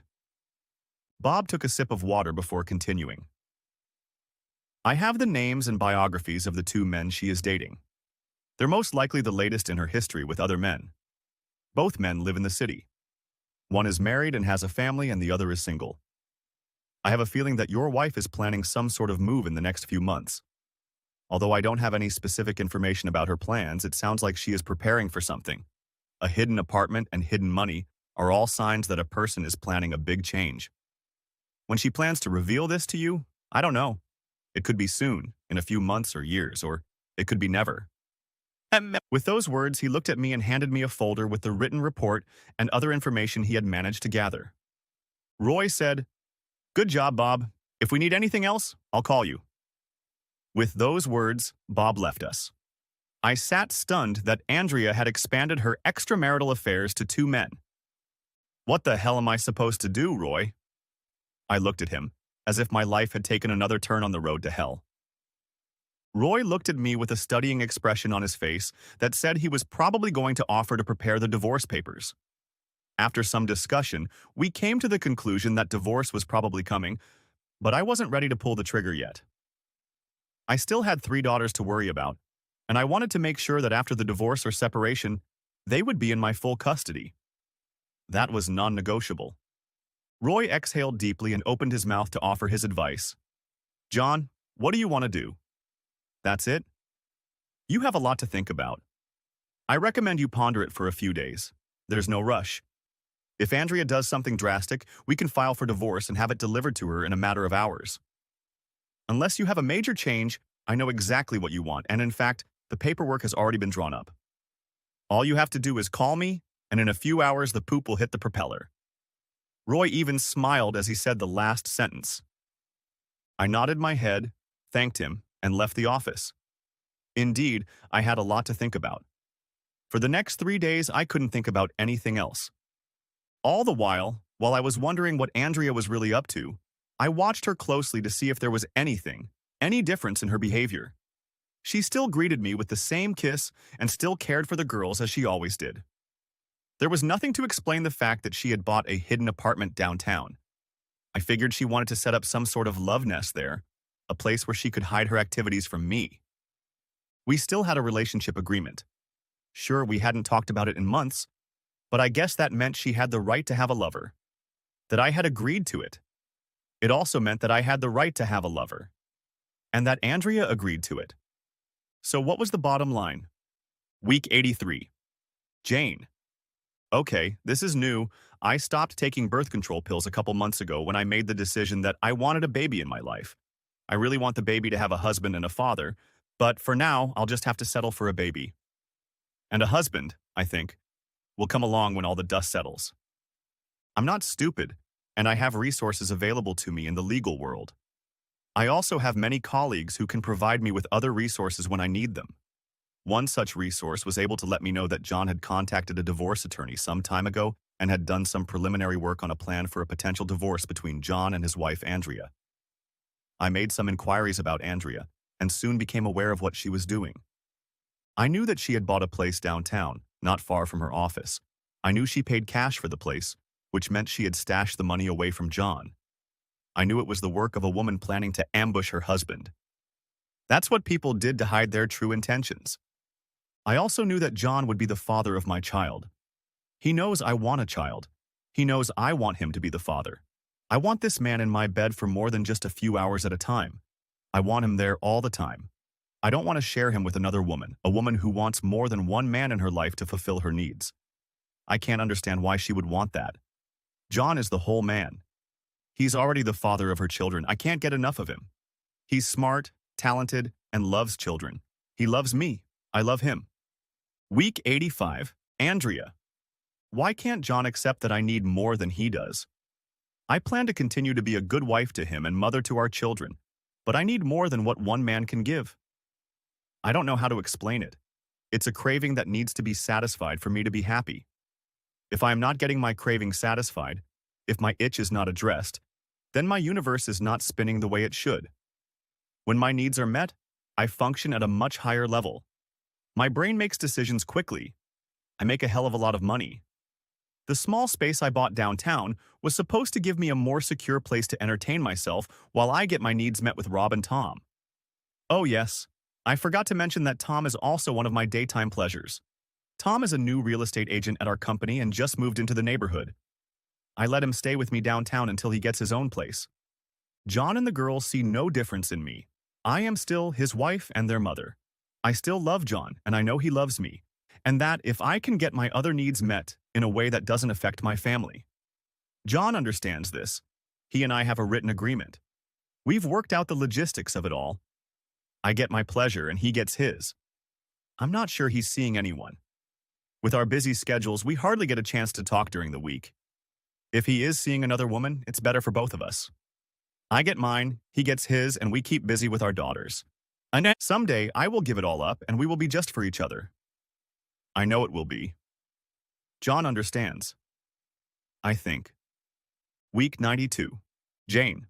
The last few mornings I've been waking up and not feeling well. I usually love the morning cup of coffee I start my day with, but lately the coffee has been dropping and then immediately picking up. I knew what that meant. So on my way home from work, I stopped by the local pharmacy and bought a test kit. It would confirm what I already knew. I called John and told him I was going to take the test and wanted him to come over. He showed up at my door after dinner, surprisingly, with his 3 daughters in his arms. I suppose it was only fitting that his children be present at the opening of the test to see if they had a half-brother or sister. John's daughters were not unfamiliar to me. We had done many events together over the past year. I knew them well enough to be aware of what they were doing and how they were doing in school. John's oldest daughter, Diane, was, in my estimation, much more mature than her 12 years. She was intelligent and had the ability to see and understand what was going on in her father's and mother's lives. She was a keen observer and knew that her family was slowly changing and that something important was being prepared for all of them. After the girls were settled in the kitchen, I took John's hand and we headed to the bathroom next to my bedroom. I pulled out the test kit and said, "So, the moment of truth." We both looked at each other and I sat on the toilet and peed on the test strip. After washing my hands, I took a piece of white plastic and held it out to John. "Well, what does it say?" John stared for a few seconds and then said, "It says here that you and I are going to be parents. Congratulations, Mom." John. Jane and I went to her doctor and she confirmed that Jane was indeed pregnant. She estimated the due date to be about 6 weeks. That was the signal for me to get in shape and do some necessary things. It was something that had been a long time coming, but was now very necessary. Week 94. John. Bob. The investigator briefed me on what Andrea was doing with her lovers. There was no change in her behavior. It was time to act. I knew where her apartment was located and did a reconnaissance to figure out how to get in there, unnoticed. She had an underground parking garage, and to get into the building and into the parking lot, I needed key fobs. I took the direct route, no tricks. I walked up to the building and waited for her to pull up. I gave her time to park and go up to my unit. I walked to the front door and flipped through the directory until I found her name. It was listed as A. Layton. She was using her maiden name. I dialed the phone and waited for an answer. It took a few minutes, but a man answered me. Hello. I'm looking for Andrea Stewart. Ah, there's no one here by that name. No. Then how about Andrea Layton? Ah. Just tell her it's her husband. I'm John Stewart, in case you don't know. She's the mother of my 3 daughters. My frustration level was skyrocketing, and I had to force myself to stay calm and not do or say anything that would make things worse. A whisper was heard in the background, and a loud and quite distinct "oh damn" was heard. Just put her on the phone, or intercom, or whatever the hell it is. Another delay followed, and finally Andrea spoke. John, what are you doing here? Never mind, Andrea, just open the door so I can come over and we can talk. It took a minute, but finally the door buzzed open. I took the elevator to her floor and started looking for her number. I got to it and knocked on the door. I heard some muffled voices and figured she was trying to get dressed and find a way out of the upcoming confrontation. Finally, the door opened. I was greeted by a young man with very large eyes. He glared at me, clearly fearing that I had aggressive intentions. Don't worry, I'm not here to do anything to you. I want to talk to my wife, and it would be better if you weren't here. So why don't you go somewhere else for a while? I'm sure she'll call you when you can come back. The man looked at Andrea, and she replied, That's okay, Tom. Go and get some coffee. I'll call you. He looked at me with a concerned expression on his face, took his jacket, and left the apartment. I walked in and looked around the living room. After a few seconds, I pointed with my right hand. Nice place. Andrea looked at me like she was the cat that ate the canary. The look of guilt on her face told me pretty much everything I wanted to know. Do you have anything to drink? She finally nodded. I said, Why don't you pour yourself something and I'll have a glass of ice water, please? She looked at my left hand like there was a bomb or a big gun in it. I was holding a large envelope. In that envelope was our future. I took off my jacket, hung it on the back of a chair, and sat down. Andrea went to the kitchen to get the wine, and I could hear ice being put in the glass and then the faucet running. She came back and handed me a glass of water. Honey, why did you come here? Being here won't do you any good. I looked at her with a really expression. You know why I'm here. Stop fooling yourself that you can be married to me, have a family and 2 lovers, all at the same time, and there will be no consequences. You're not that uninformed. She took a sip, or rather a gulp, of her wine. I looked her straight in the eye. She became visibly uncomfortable and took a long look at the table. The silence in the room was deafening. Finally, she spoke. What's in the envelope? I, like my inner Roy, looked at Andrea with the sternest expression on my face. I wanted her to be really scared right now. You really disappointed me. I expected more. You took me for a fool. Last year I gave you what you wanted. I let you have a boyfriend on the side. I looked the other way. I didn't do anything to jeopardize our family life. I got to the point where I thought that eventually you'd get it out of your head and we'd be a normal family again. But, it didn't go that far. You decided that I wasn't the husband you wanted. That our married life isn't what you want. Andrea interrupted me. No, honey, that's not true at all. Come on, that's total bullshit, and you should know better than to try to sell that story. I was getting worked up. If it's not it at all, then what is this place? Tell me. Andrea looked down at her hands. And then I find out that you're adding to your secret bank account. At those words, her head popped up like a drawer. How did you find out about that? I have friends at the bank, you know. She stammered. It was a fund for us to retire and for the girls' education. I threw an incredulous look at her, letting her know that what she was trying to sell was utter nonsense. Oh, please, be honest with me. You fully intend to hide the money from me. You have a different life here, with your boyfriend and your itchy friends, and it seems to me that you fully intend to run away from your family. We hardly ever see you at home. You come and go at odd hours, and I can guess why. The girls never see you. They ask me where you've been. The look on Andrea's face spoke for itself. She was caught. She knew her game was exposed. She knew that the consequences of her decisions were coming back to her. Now her game plan was off, and she instantly made the decision to stop trying to bluff. She knew it would lead to nothing good. She picked up the glass. "What do you want to do, John?" I picked up the envelope I was holding and held it out to her across the table. "Take a look." Andrea stared at it for what seemed like an eternity, then slowly picked it up and stared at it. She unwound the lace that fastened the tabs at the top and pulled out the contents.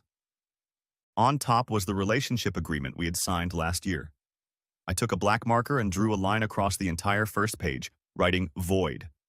She set it aside and then looked at the next document. The petition for a dissolution of marriage. Andrea leaned back in her chair and took a big sip of wine. She looked at me with a deer-in-the-headlights look that said she really couldn't believe this was happening. She looked at the top page for a moment and sighed. I said quietly, "I've asked my attorney to work out a very favorable solution for both of us." I paused for a few seconds. "It's quite clear to me what your intentions are." I left it at that to see what Andrea had to say. She remained silent. I continued, "The girls and I will stay in the house. I want to make sure they aren't affected as much as possible." I sighed heavily. I waited for Andrea to say something, to react somehow, but she only remained silent. We sat at her desk for a few minutes, and finally, I had to push a little. "Say something, damn it. What the hell is going on in your head? Why are you doing this? I realize you don't love me anymore, but at least you love your kids. You should care about them." At this point, I was begging Andrea to say something. I needed to understand exactly what I had done to push her away. How had I failed her as a husband? Nothing. Without looking at me, she said, "I'm not getting a divorce. I still need you and my children. We're still a family. This is all just something I need for a while. It's separate from you and me." I laughed. "Really? You think you can live here with your lovers and pretend we still have a marriage? When was the last time you and I had fun?" Andrea stuttered a little and tried to remember the time. "It was only a few weeks ago." I grimaced. "No, it wasn't. It was a few months ago. It was actually 8 months ago. That's how little time you spend with your family. When was the last time you had time with Tom?" I waited for an answer, but it didn't come. "I bet you were just getting started when I came to your apartment. I bet you had to get dressed before you let me in." No response. "So don't give me any bullshit about you loving me and wanting to keep our family together. Your actions speak louder than words, and you've told me and the girls loud and clear that we're not a priority to you." I took a big sip of water. "So, have your lawyer look over the divorce agreement and talk to my attorney. His card is in the envelope." I stood up to collect myself. "I won't say anything to your parents, so you can tell them whatever you want. Just don't make me look like a villain, or I'll make sure they know the truth." I walked toward the door. "You have a week for your lawyer to talk to my lawyer, and then we'll file the papers with the court." I opened the door to leave. "You can call your boyfriend and tell him he can come back." I closed the door and went home to my daughters. "Andrea, I don't know how John found out about the apartment and my secret bank account. I have been adding to it since I went back to work after our third daughter was born. I added most of my commissions and bonuses to that account, and soon it had over $400,000 in it. At first, I decided to buy the apartment as an investment, and then when Rob and I started hanging out regularly on Thursdays, we started meeting there. It didn't have a lot of furniture, but over time I bought a few things to make the apartment comfortable. When Tom and I started dating and he needed a place to live, I let him move in. I figured it would only be for a few weeks until he found a place to live, but it's been months, and he's still here. John surprised me when he showed up here with that damn envelope with the divorce papers. He wasn't supposed to know about this place. I had my attorney look over the divorce agreement, and she was surprised that John wanted full custody of the girls. Usually in this state, the courts give custody to the mother. She would try to fix this and threatened John with a counteroffer that would essentially bankrupt him after paying off the house, mortgage, alimony, and child support. I did not tell the attorney about my apartment and other financial resources I had. In addition, I downplayed my income by only showing her my official tax returns. I knew that if the firm had to produce my documents, I would be on the losing end. The lawyers scheduled an initial meeting to start negotiations, and then the hard bargaining would begin. In the end, I wanted the divorce to be canceled completely. I wanted to keep my husband and daughters. I wanted my life to stay the same. The lawyer asked me when was the last time I had seen my children. I stammered a bit, trying to answer. She realized I was trying to bluff my way out of a divorce and said that maybe I needed to be prepared to come to some sort of agreement with John. Week 100. John. I haven't seen or spoken to Andrea in weeks. The girls have stopped asking about their mother. I decided it was time to start clearing the house of Andrea's things and those that reminded me of her. I cleaned out her closet, boxing everything up and making sure the pictures of her were put away, including the family photos that hung in the hallway. In one of the boxes with her clothes, I put our wedding album. One night at dinner, the girls and I had a heart-to-heart talk about their mother. I tried my best to let them know as painlessly as possible that I didn't think she was coming home to us. They wanted to know if their mom still loved them. I told them that she does, but that mom has mental health issues that need to be addressed so she can be a good mom again. I know I lied to them, but I needed to shield them from the truth. The truth wouldn't have done them any good. They were little kids, for goodness sake. They were sad, and they cried. Diana, showing her wisdom, talked to me privately and told me that she knew her mother had abandoned them and me and probably wouldn't be coming back. Dad, we're here to help you too. The three of us talked and realized that Mom doesn't want to be with us. If she wanted to, she'd be here. But she hasn't been home for a long time, and that tells us that she doesn't want to be our mom anymore. We also know that you like your friend Jane. Is she going to be our new mom? To say I was surprised by my oldest daughter's maturity is an understatement. She knew what was going on. Maybe not in every detail, but she understood what her mother was trying to say. You won't be upset if I ask Jane to come live with us? Diana looked at me with a smile. Does she make you happy, Daddy? I looked at my very wise beyond her years daughter and nodded my head. Then I think we know what you want to do. You just need to do it. She got off the stool by the kitchen island and headed to her room. Her younger sisters were waiting for her there. Jane. My baby's father called and said he was on his way to see me. When he arrived, he was holding a bouquet of flowers and a pint of my favorite ice cream. This man knows the way to my heart. I took the flowers and put them in a vase, then started opening the ice cream and devouring it. John looked at me with a smirk. Do you want to share a little piece of this ice cream? I smiled back. Take your spoon. He took a full spoonful of the delicious chocolate treat and then asked me a question. So, have you thought about our baby and what you're going to do during your pregnancy and after the baby is born? We talked a bit about the logistics of having a baby, and I told him that since I had decided to get pregnant, it would be up to me to take care of the baby. I am very independent, and I have resources that I can utilize if I need help. I make a good income. Besides, John needed to think about his own children. Yes, I have a plan. You remember that this child is my idea. I will be the one to take care of him or her. I know that, but as the father of your child, our child, I want to be part of that plan. If you'll let me. Of course I'll let you. You don't need an invitation. Good, because I have a plan too. Grab your coat and come with me. I looked at John with a very curious expression on my face, and he took the ice cream jar from my hands, put it in the freezer, put 2 spoons in the sink, and headed for the door. Let's go. We got in his car and drove towards his house. I had been there before and met his daughters a few times, but this time was different. So you're so mysterious. What's going on? You'll see everything in the fullness of time. It was a mystery. We pulled up to his driveway and there were 3 of his girls standing on the front steps. They were all very nicely dressed, and when we got out of the car, they greeted me and opened the front door. What the hell was going on? We made our way into the kitchen where food was laid out for us.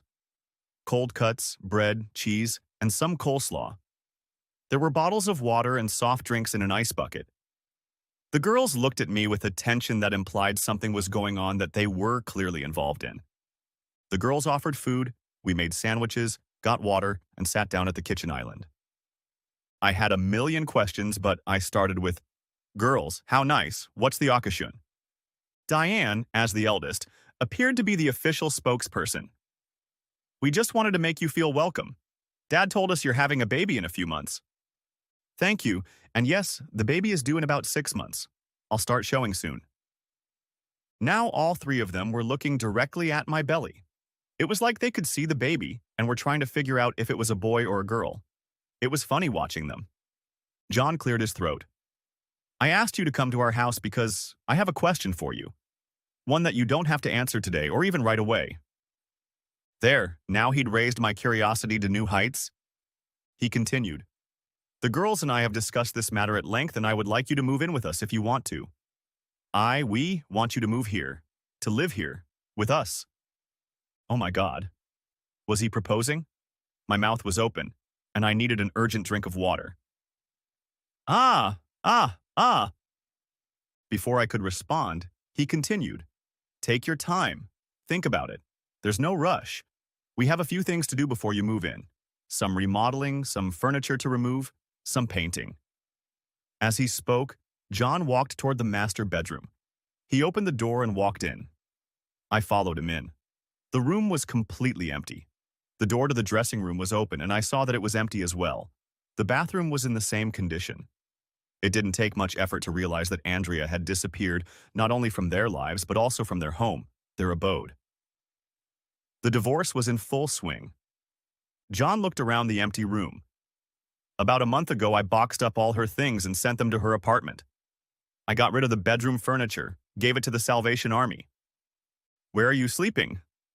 A stunned expression appeared on my face and amazement in my tone. "In the spare room. The bed is big enough for now. The painters are coming this week, and I need help picking out new furniture for this room. Would you like to help me?"